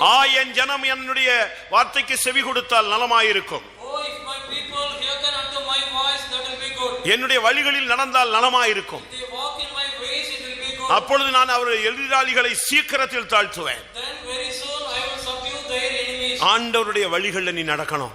You should walk in the ways of God. என் வழி தனி வழி, என் வழி சொந்த வழி நீ சொல்லக்கூடாது. You should not say my ways are my ways. நமக்குன்னு ஒரு வழி கிடையாது. கர்த்தருடைய வழி தான் நம்முடைய வழி. We don't have any separate way. The ways of the Lord is ours. 139ஆம் சங்கீதத்துல தாவீது என்ன சொல்றான்? In the Psalm 139, what the Psalm 24ஆம் வசனத்துல வேதனை உண்டாக்கும் வழி என்னிடத்தில் உண்டோ என்று பார்த்து என்னை என்ன செய்யும்? நித்திய வழியிலே என்னை நடத்தும். There is any painful way in my ways, you have to correct me and make me to walk in the upright. இந்த சபைக்குள்ள வந்துட்டியா? இந்த வழி பரிசுத்த வழி. After coming to this church, these ways are holy way. இது ஒரு highway. It is a highway. இது ஒரு royal path. It is a royal path. இது ஒரு பெருவழி. It is a royal path. ஏசாயா தீர்க்கதரிசன புத்தகம் 35:8 படி According to the prophetical book of Isaiah 35:8, ஒரு பெரிய பெரும்பாதையான ஒரு வழி உண்டு, அது பரிசுத்த வழி என்று எண்ணப்படும். there is a great highway, that way is called as a holy way. லூக்கா 1ஆம் அதிகாரம் 79ஆம் வசனத்தை பார்க்கும் பொழுது Luke 1:79, இது சமாதான வழி. it is a way of peace. இந்த வழிகளில் நீ நடக்கணும். You should walk in this way. நித்திய வழிகளில் நடக்க உங்களை ஒப்புக்கொடுங்கள். Submit yourself to walk in the eternal. பரிசுத்த வழியிலே நடக்க ஒப்புக்கொடுங்கள். Submit yourself to walk in the holy way. சமாதான வழியிலே நடக்க ஒப்புக்கொடுங்கள். Submit yourself to walk in the way of the peace. 101ஆம் சங்கீதம் Psalm 101, 2ஆம் வசனம் 6ஆம் வசனத்தை பார்க்கும் பொழுது verse 2 and 6. உத்தமமான வழியில் நடப்பேன் என்று சங்கீதக்காரன் சொல்லுகிறார். Psalmist says, I will walk in the upright way. ஆமென். இது ஜீவனுக்கு போகிற வழி. This is a way going towards a life. மத்தேயு 7ஆம் அதிகாரம் 14ஆம் வசனத்தின்படி According to Matthew 7:14, இது ஜீவனுக்கு போகிற வழி. it is a way going towards a life. இந்த வழியில நீ நடந்தால் If we walk in this way, என்ன நடக்கும்? what will be done? கர்த்தருடைய நல்ல கவனிங்க, கர்த்தருடைய வழிகளில் நடந்தால் If we walk in the ways of the Lord. நான் இவ்வளவு நேரம் பேசினது செவி கொடுத்தால். Up to now I spoke about. செவி கொடுக்கிறது மட்டுமல்ல, அதுக்கு பிறகு நீ அந்த வழியில நடக்கணும். Not only hearkening to that, afterwards you have to walk in that. அதுல நீ நடந்தால் If you walk in that, உனக்கு என்ன கிடைக்கும்? what will be done? 128ஆம் சங்கீதம் Psalm 128. முதலாம் வசனம். First verse. கர்த்தருக்கு பயந்து அவருடைய வழியில் நடக்கிற மனுஷன் யாரு? பாக்கியவான். உனக்கு பாக்கியமும் நன்மையும் உண்டாயிருக்கும். உன் கையின் பிரயாசங்களை நீ சாப்பிடுவாய். உன் மனைவி எப்படி இருப்பா, உன் குழந்தை எப்படி இருக்கும், அதெல்லாம் இருக்கான்னு பாரு. You see there, blessed is everyone that feareth the Lord and walk in his ways. 1 ராஜாக்கள் 3ஆம் அதிகாரம் 14ஆம் வசனத்தை பார்க்கும்போது First King chapter 3 verse 14. அங்க என்ன சொல்லப்பட்டிருக்கிறது? What is said there? உன் நீ தகப்பனாகிய சீக்கிரமா சாகாம நல்லா கூட கொஞ்ச நாள் இருந்து நல்லா குடும்பம் கோத்திரம் சபை வருகை வரைக்கும் பார்க்கணும்னு ஆசைப்பட்டினா கர்த்தருடைய வழியில் நட. If you want to see, not to die soon and walk to see your all. 1 ராஜாக்கள் 3:14. உன் தகப்பனாகிய தாவீது நடந்தது போல நீயும் என் கட்டளைகளையும் என் நியமங்களையும் கைக்கொண்டு என் வழிகளில் நடப்பாயாகில் உன் நாட்களை நீடித்திருக்க பண்ணுவேன் என்றார். நீ என் வழியில நடந்தேன்னா உன்னை பாதி வயசுல எடுக்க மாட்டேன், அரைகுறை வயசுல நீ சாக மாட்ட. If you walk in my way, I will not take in the half time period. உனக்கு கர்த்தர் உன் வாழ்நாளை நீடித்திருக்க பண்ணுவார். God will lengthen your days of your life. உபாகமம் 30ஆம் அதிகாரம் Deuteronomy chapter 30. 16ஆம் வசனத்தை பார்க்கும்போது When we see the verse 16. கர்த்தருடைய வழிகள் நடந்தா உன் வாழ்க்கை ஆசீர்வாதமா மாறும். If you walk in the ways of God, your life will be blessed. நீ பிழைத்து பெருகும்படிக்கு நீ சுதந்திரிக்க போகிற தேசத்தில் உன் தேவனாகிய கர்த்தர் உன்னை ஆசீர்வதிக்கும்படிக்கும் நீ உன் தேவனாகிய கர்த்தரில் அன்பு கூறவும் அவர் வழிகளில் நடக்கவும் அவர் வழிகளில் நடந்தா கர்த்தர் உன்னை ஆசீர்வதிப்பார். உபாகமம் 30:16 சொல்லப்பட்டிருக்கிறது. It is said Deuteronomy chapter 30 verse 16. இன்னைக்கு எத்தனை பேர் இப்படி இருக்கிறோம்? Today how many of us are like that? உன்னுடைய வழி எங்க இருக்கு? Where is your way? நீ போகிற வழியில நீ பரலோகத்துக்கு வந்துருவியா? In the way that you go, whether நீ போகிற பாதையில நீ சீயோனுக்கு வந்துருவியா? in your way, whether you come to நீ போகிற வழியில புதிய எருசலேம் வந்து சேர்ந்துருவியா? in your way, will you come to the New Jerusalem? நீ கர்த்தருடைய வழிகளில் நடந்தால் உன்னை பரிசுத்த ஜனமாய் மாற்றுவார். If you walk in the ways of God, God will make you as a holy nation. உபாகமம் 28ஆம் அதிகாரம் Deuteronomy chapter 28. 9ஆம் வசனம் என்ன சொல்லுகிறது? What the verse 9 says.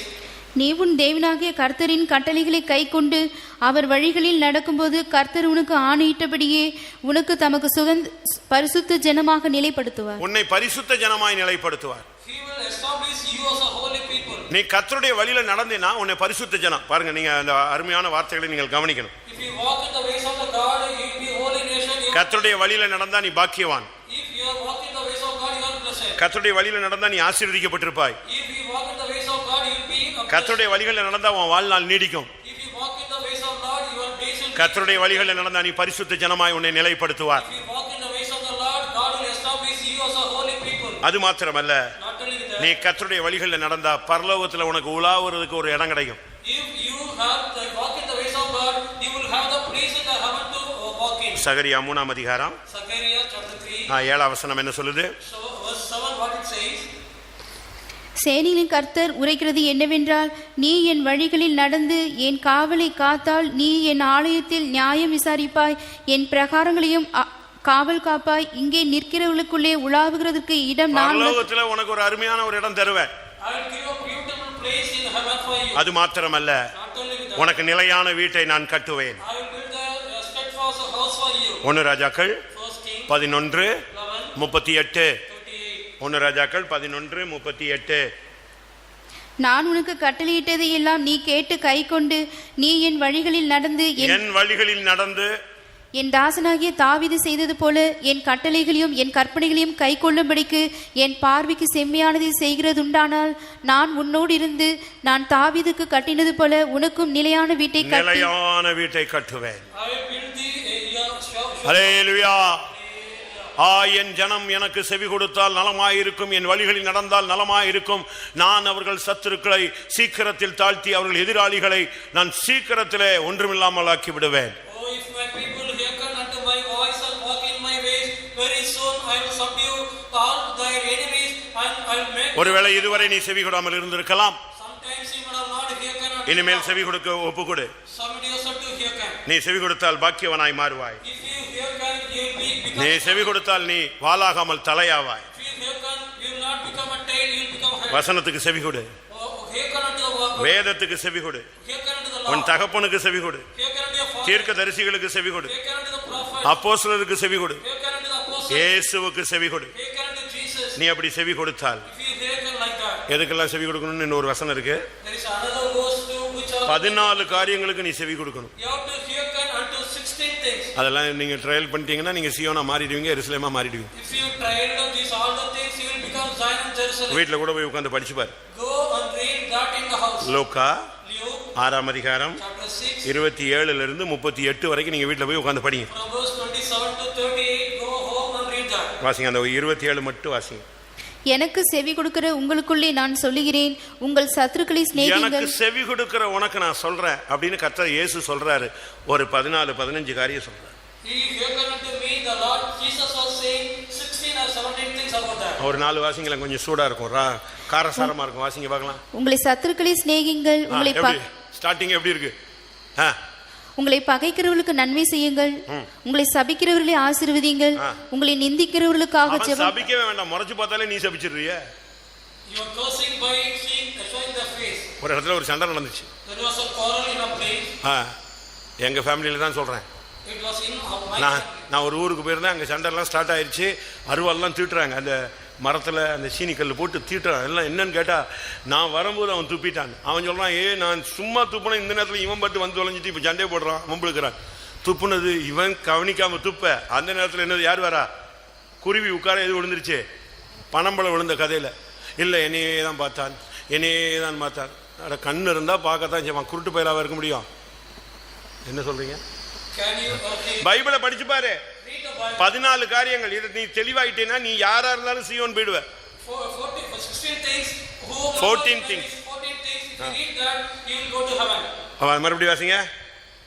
உன்னை ஒரு கன்னத்தில் அறைகிறவனுக்கு மறு கன்னத்தையும் கொடு.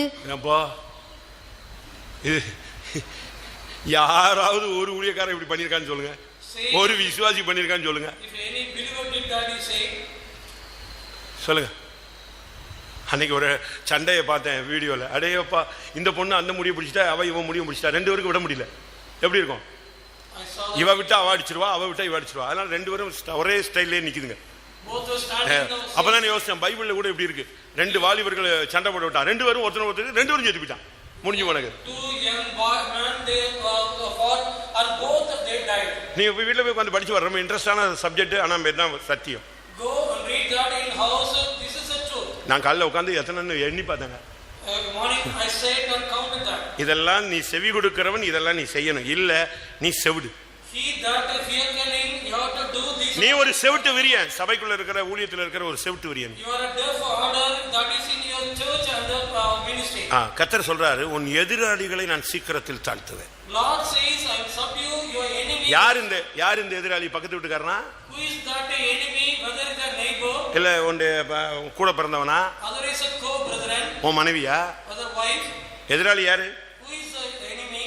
1 பேதுரு 5:8 பாருங்க. 1 பேதுரு 5:8. தெரிந்து புத்தியுள்ளவர்களாய் இருங்கள், விழித்திருங்கள், ஏனெனில் உங்கள் எதிராளியாகிய பிசாசானவன். யாரவன்? எதிராளி யாரு? பக்கத்து வீட்டுக்காரன் மனைவி இல்ல, அவனுக்குள்ள இருக்கிற பிசாசு. அவன் தான் உனக்கு விரோதமான ஆளு. அது மாத்திரம் இல்ல, மத்தேயு 5:25 பார்க்கும்போது உன்னைய பனிஷ்மெண்ட் பண்ணணும்னு காத்து கிடக்கிறான் பாரு, அவன் தான் எதிராளி. மத்தேயு 5:25. எதிராளி உன்னை நியாயாதிபதியின் இடத்துக்கு ஒப்பு கொடாமலும், நியாயாதிபதி உன்னை சேவனிடத்தில் ஒப்பு கொடாமலும், சேவகன் உன்னை நீ சிறைச்சாலையில் வைக்கப்படாமலும். எப்படி உன்னைய போய் கம்ப்ளைண்ட் கொடுத்து பனிஷ் பண்ணி உன்னை தள்ளி எங்கேயாவது கொண்டு போய் தள்ளாத அளவுக்கு அவன் தான் எதிராளி. அடுத்து லூக்கா 18ஆம் அதிகாரம். நான் இப்ப எதிராளி ஒரு 4 எதிராளியை சொல்லுவேன். அதுல 1 பிசாசு, 2வது உனக்கு விரோதமா உன்னைய பனிஷ் பண்றதுக்காக உன்னைய பிரச்சனை பண்ணிக்கிட்டே இருக்கிற ஒரு ஆளு. லூக்கா 18:3 படி, அந்த பட்டணத்திலே ஒரு விதவையும் இருந்தால் அவனிடத்தில் போய் எனக்கும் என் எதிராளிக்கும் இருக்கிற காரியத்தில் எனக்கு நியாயம் செய்ய வேண்டும் என்று விண்ணப்பம் பண்ணினான். எதிராளி என்ன பண்றான்? அநியாயம் செய்யறான். எதிராளின்னு சொன்னா அநியாயம், உனக்கு விரோதமா அநியாயம் செய்யறவன். பழைய ஏற்பாட்டில் நீங்க பார்க்கும்போது ஏசாயா 50:8 பார்க்கும் பொழுது, யார் எனக்கு எதிராளி? எனக்கு முன் வரட்டும். யார் சொல்றா? தீர்க்கதரிசி சொல்றான் பாருங்க. Isaiah 58, he is saying that who is my Bible இருக்கவங்க எல்லாம் பாருங்க, ஏசாயா 50ஆம் அதிகாரம் 8ஆம் வசனம். என்னை நீதிமான் ஆக்குகிறவர் சமீபமாய் இருக்கிறார், என்னோட வழக்காடுகிறவன் யார்? யார்? வாசி. ஏகமாய் நிற்போமாக, யார் எனக்கு எதிராளி? அவன் என்னிடத்தில் வரட்டும். யார் எனக்கு எதிராளி? வா, பிசாசா, செய்வனையா, துரோகியா, நம்பிக்கை துரோகியா, காட்டி கொடுக்கிறவனா, கூட இருந்தே குழி பறிக்கிறவனா? வா, யார் எனக்கு எதிராளி? எனக்கு முன்னே வாரட்டும். Who is my adversary? Let him come before me, he says. நீ தேவனுக்கு செவி கொடு. You hearken. தேவனுடைய வழிகள்ல நட. Walk in the ways of God. இந்த யுத்தம் தேவனுடையதா மாறும். Your battle, that will be the battle of God. யாரை பத்தியும் பயப்படாத, எவனை பத்தியும் பயப்படாத. Don't obey or don't fear, don't fear. தேவன் நம் பட்சத்தில் இருந்தால் நமக்கு விரோதமாய் இருப்பவன் யார்? If the Lord is in our side, who can be enemy for us? தேவன் உன் கூட இருக்கும்போது உன்னை அவனை ஒருத்தனும் அசைக்க முடியாது. உன் தலையில உள்ள முடி வரைக்கும் எண்ணி வச்சிருப்பார். If the God is in your side, who can be enemy to you? He will counter the even the. எந்த வல்லமே உன்னை டச் பண்ணவே முடியாது. No power can touch you. உன்னை தொடுகிறவன் என் கண்மணியை தொடுகிறான். He that toucheth you, he is toucheth the apple of my eye. நீர் செய்ய வேண்டியது 2 காரியம். You have to do 2 things. ஒன்னு என்னது? What is one? என் ஜனம் எனக்கு செவி கொடுக்கணும். My people should. என் ஜனம் என் வழிகளில் நடக்கணும். My people should walk in my ways. கர்த்தர் உனக்கு செய்ய போறது என்னது? What the God is going to. சீக்கிரத்தில் எதிராளியை தாழ்த்தி Soon subdue your enemy. ஆண்டவர் தன் கையை அவனுக்கு விரோதமாய் திருப்புவார். God, he will turn his hands against him. ஆமென். எல்லாரும் கண்களை மூடுவோம். Let us close our eyes. கர்த்தருடைய வார்த்தை இன்னைக்கு, என் ஜனம் எனக்கு செவி கொடுக்கணும். The word of God today, my people should hearken. என் ஜனம் என்னுடைய வழிகளில் நடக்கணும். My people should walk in my ways. நான் இனிமேல் சத்துருவை தாழ்த்த போகிறேன். After now onwards, I am going to subdue the enemies. இன்னும் 1 வருஷம் கழிச்சு இல்ல, 2 வருஷம் கழிச்சு இல்ல, என்னது? Not after எப்போ? 1 or 2 years. எப்பொழுது? When? சீக்கிரத்தில் நான் தாழ்த்துவேன். Very soon I will subdue him. இந்த வசனம் எனக்கு புரியுதுன்னு சொல்றவங்க கண்ண மூடி முழங்கால் போடுங்க. மத்தவங்க எல்லாம் உட்கார்ந்துக்கங்க, இல்லைன்னா எழும்பி போயிடுங்க, எஸ்கேப் ஆயிடுங்க. Those who are saying these verses are for me, if be on the knees, close our eyes. Other people, you can go. இது தேவன் என்கிட்ட பேசினாரு அப்படிங்கறது விசுவாசிக்கிறவங்க எத்தனை பேர்? How many of you have believed that God spoke with me? ஏன் சத்துருவை விட்டுக்கிட்டே இருக்கிறாரு? Why the God is allowing? ஏன் சத்துரு தன்னுடைய குதிகால நம்ம மேல உயர்த்திக்கிட்டே வரான்? Why the enemies he is raising his வேலை ஸ்தலத்துல, வீட்டுல, தொழில்ல, குடும்பத்துல, ஊழியத்துல, சபையில, பிரயாணங்கள்ல, சொந்தங்கள்ல, நண்பர்கள் மத்தியில, எங்க போனாலும் பிசாசு தான் தலையை தூக்கிக்கிட்டே வரான், எழுத்து நிற்கிறான், உன்னை ஒரு வழி பண்ணிக்கிட்டே இருக்கிறானே. காரணம் என்ன?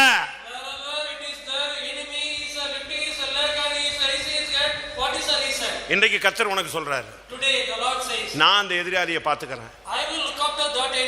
அவனை நான் அந்த பிசாசை பாத்துக்கிறேன். அந்த கெர்ச்சிக்கிற சிங்கத்தை நான் பாத்துக்கிறேன். உனக்கு விரோதமா அநியாயம் செய்கிறவனை நான் பார்த்துக் கொள்கிறேன். உனக்கு விரோதமாய் பேசுகிறவனை, உன்னை பனிஷ்மென்ட் பண்ண விரும்புகிறவனை நான் பார்த்துக் கொள்கிறேன்.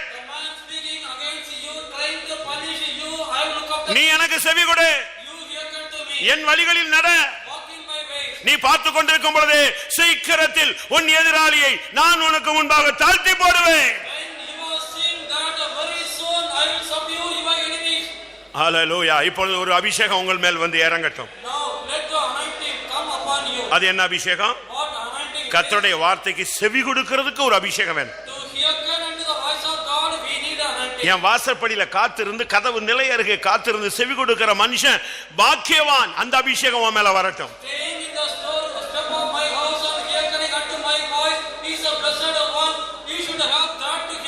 உன்னை கர்த்தர் வாளாக்காமல் தலையாக்க போராடி கொண்டிருக்கிறார். இனிமேல் கர்த்தர் உன்னோடு பேசுவார், உனக்கு ஆலோசனை சொல்லிக் கொடுப்பார், நடக்க வேண்டிய வழிகளை உனக்கு காட்டி கொடுப்பார். உன்மேல் தன் கண்ணை வைத்து உனக்கு ஆலோசனை சொல்லுவார். ஆண்டவரே, நீங்க என்ன சொன்னாலும் கீழ்ப்படிவேன். உம்முடைய வழிகளில் நான் நடக்க ரெடி ஆயிட்டேன். என் எதிராளிகளை மட்டும் தாழ்த்தி போடும் ஆண்டவரே. வாயை திறந்து சொல்லு, என்னை நீதிமானாக்குகிறவர் சமீபமாயிருக்கிறார். என்னோடு வழக்காடுகிறவன் யார்? யார் எனக்கு எதிராளி? வரட்டும். எழும்பி நில்லு, கர்த்தருடைய வார்த்தைக்காக செவி கொடு, கர்த்தருடைய வழிகளில் நட. இன்றைக்கு யுத்தம் தொடங்குகிறது.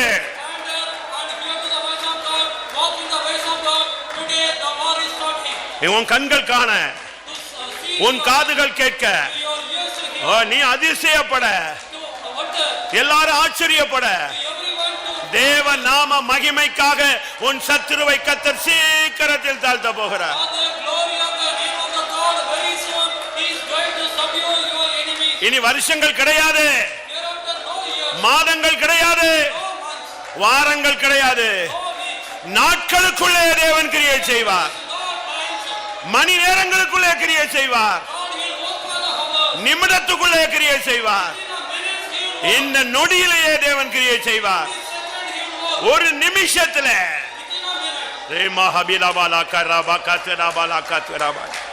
ஹல்லேலூயா, ஹல்லேலூயா.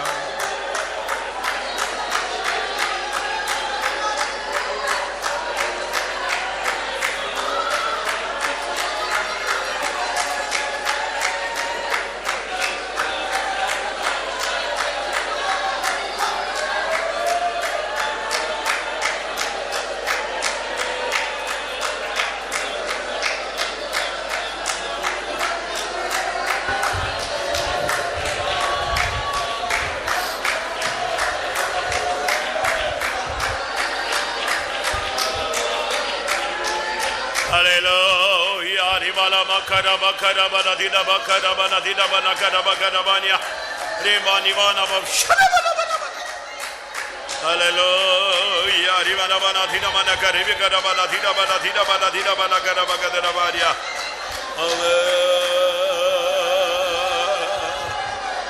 Amen.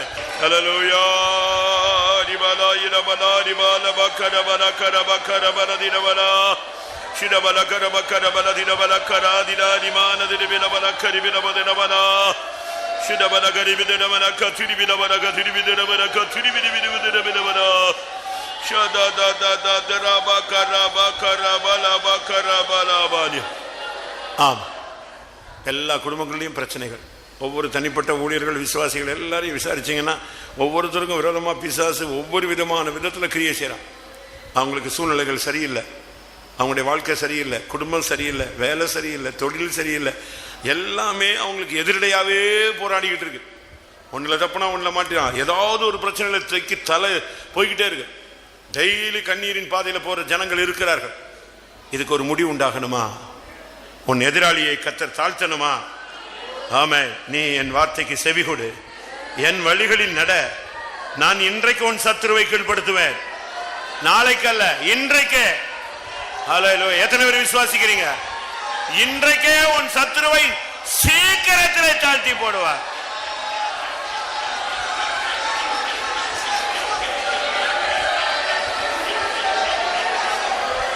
ஹல்லேலூயா. தேவகரா பல பகரா பல திரா பல திரா பல கரா பல திரா பல கரா பல திரா. ஹல்லேலூயா. ஆம், நான் ரட்சிக்கப்பட்டதிலிருந்து இத்தனை வருஷங்கள் இந்த பாதையில் போய்கிட்டு இருக்கும் பொழுது எனக்கு விரோதமாக எழும்பின எத்தனையோ எதிராளியை கர்த்தர் தாழ்த்தி இருக்கிறார். அதை என் வாழ்க்கையில் நம்ம அனுபவிச்சிருக்கிறேன்னு சொல்றவங்க மட்டும் கை வைத்துங்க. அந்த பாதையில் போய் ஜெயம் எடுத்தவர்கள் கரங்களை உயர்த்துங்க. சும்மா எல்லாரும் கை வைத்த வேண்டாம். நான் அந்த பாதையில் போயிருக்கிறேன். கர்த்தர் எனக்கு என் சத்துருவை என் பாதத்துக்கு கீழ்படுத்தினதை என் கண்ணால நான் உணர்ந்து பார்த்தேன், அனுபவிச்சேன். என் சத்துருவை சீக்கிரத்தில் கர்த்தர் தாழ்த்தினதை நான் பார்த்தேன். எத்தனை பேர் ஒத்துக்கொள்றீங்க?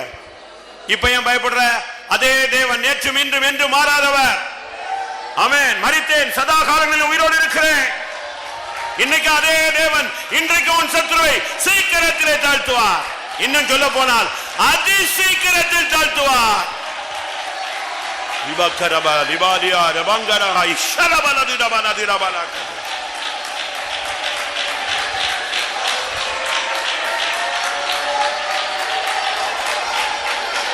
ஆமா, வாயை திறந்து சொல்லுங்க. என் சத்துருவே, நீ சந்தோஷப்படாத. நான் விழுந்தாலும் எழுந்திருப்பேன், நான் இருளில் உட்கார்ந்திருந்தாலும் கர்த்தர் எனக்கு வெளிச்சமாய் இருப்பார். நீ இந்த வசனத்தை சொல்லும் பொழுதே சத்துரு தோத்து போனான். ஹல்லேலூயா.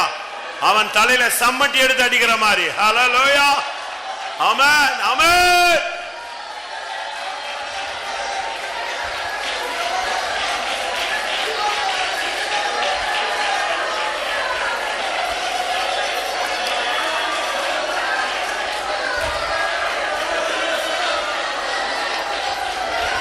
2 நிமிஷம் நான் டைம் எடுப்பேன். 2 நிமிஷத்துக்குள்ள கர்த்தர் இந்த பிரசங்கத்தினுடைய அந்த 2வது பகுதி, ஒரு பகுதி செவி கொடுத்து வழிகள் நடப்பது, 2வது பகுதி, முதல் பகுதி நம்ம பகுதி, 2வது பகுதி சீக்கிரத்தில் எதிராளிகளை தாழ்த்துவது. எதிராளி எங்க இருக்கான்? வீட்டிலையா, குடும்பத்திலையா, ஊர்லையா, வேலை ஸ்தலத்திலையா, தொழில் இடத்துலையா, எங்க இருக்கான்னு பாரு. இப்ப அந்த யுத்தம் தொடங்குது. ஹல்லேலூயா. அவன் யாரா இருந்தாலும் இப்ப அவன் கழுத்தை பிடிச்சு கர்த்தர் திருப்புவார். அவன் முழங்கால முடக்குவார். சமாதானத்தின் தேவன் சாத்தானை உங்கள் கால்களின் கீழே நசுக்கி போடுவார்.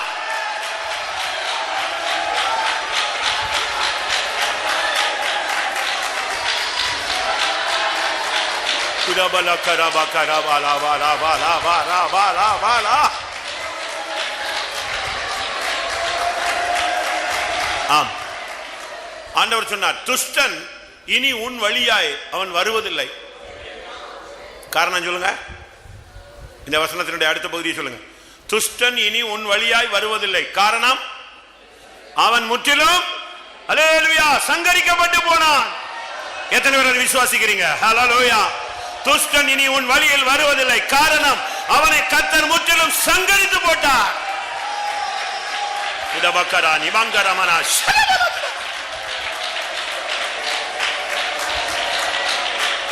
ஆண்டவரே ரிவலபக்கர பலதினபலகர வினபலகதுனபக்கர பக்கதுனபக்கதுனமானி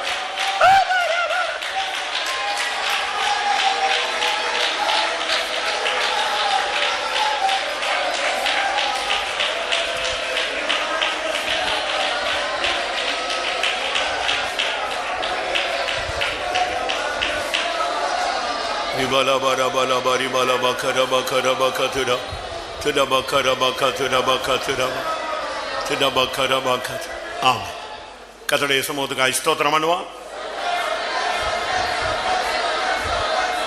கர்த்தருடைய அபிஷேகத்துக்காய் ஸ்தோத்திரம் பண்ணுவோம்.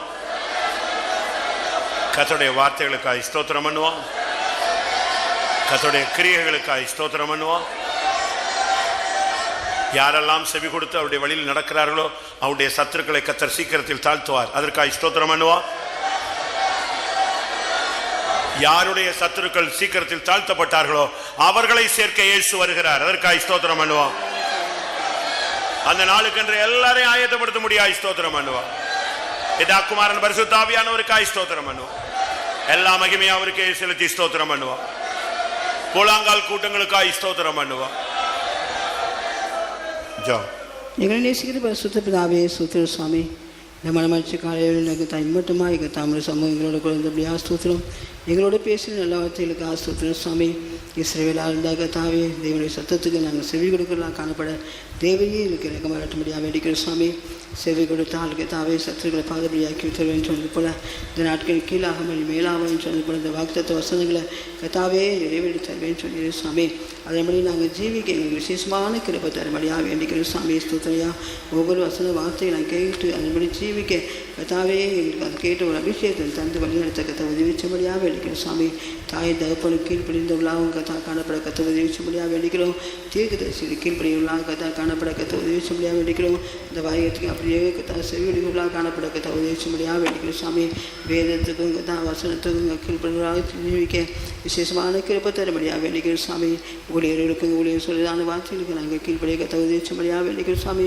இயேசு எங்களுக்கு எப்படி சொன்னாலும் அதன்படி ஜீவிக்க எங்களுக்கு விசேஷமான கிருபை வழிநடத்த கத்த உதவிச்சபடியாக வேண்டிக்கிற சுவாமி. அப்படியெல்லாம் நாங்கள் ஜீவிக்கும் போது கத்தாவே எங்களுடைய சத்துருக்களை பாதுகாப்பாக தனிமைன்னு சொல்லி போய் கத்தாவே இந்த வசன வார்த்தைகளுக்கு தாவே நாங்கள் அப்படியே ஜீவிக்க விசேஷமான கிருபை வழிநடத்த கத்த உதவிச்சபடியாக வேண்டிக்கிற சுவாமி. ஸ்தோத்திரங்க தாவே புலாங்கள் நடக்குதா அந்த கன்வென்ஷனை மட்டும் பொருட்படுத்தி ஆசீர்வாதமாகி தரும்படியாக வேண்டிக்கிறோம். இயற்கை அனுகூலமாகி தரும்படியாக வேண்டிக்கிறோம். கத்த பெரிய காரியங்களை கத்த செய்யும்படியாக வேண்டிக்கிற சுவாமி. சியோனுக்காகவும் எஸ்ரேமுக்காகவும் ஒரு கூட்ட ஜனங்களுக்கு தாயத்தைப்படுத்த கத்த உதவிச்சபடியாக வேண்டிக்கிறோம். முற்றிலும் மாம்சத்தை தாழ்த்து உரிமையாக்கிறோம். எல்லாவற்றுக்கும் மேலான சீக்கிரமாக வரப்படும்படியாக வருக நாளுக்கென்று எங்களை எங்கள் ஜனங்களை ஒருவரும் தகுதியாக்கும். இயேசுவின் நாமத்தில் வேண்டிக்கிறோம் பிதாவே. ஆமென். நம்முடைய கர்த்தராகிய இயேசு கிறிஸ்துவின் கிருபையும் பிதாவாகிய தேவனுடைய அன்பும் பரிசுத்த ஆவியின் ஐக்கியமும் நம்முடைய சகல பரிசுத்தமான கர்த்தராகிய இயேசு மகிமையிலே வெளிப்படும் மட்டும் கூட இருப்பதாக. ஹல்லேலூயா, ஹல்லேலூயா, ஹல்லேலூயா. ஆமென். ஸ்தோத்திரம்.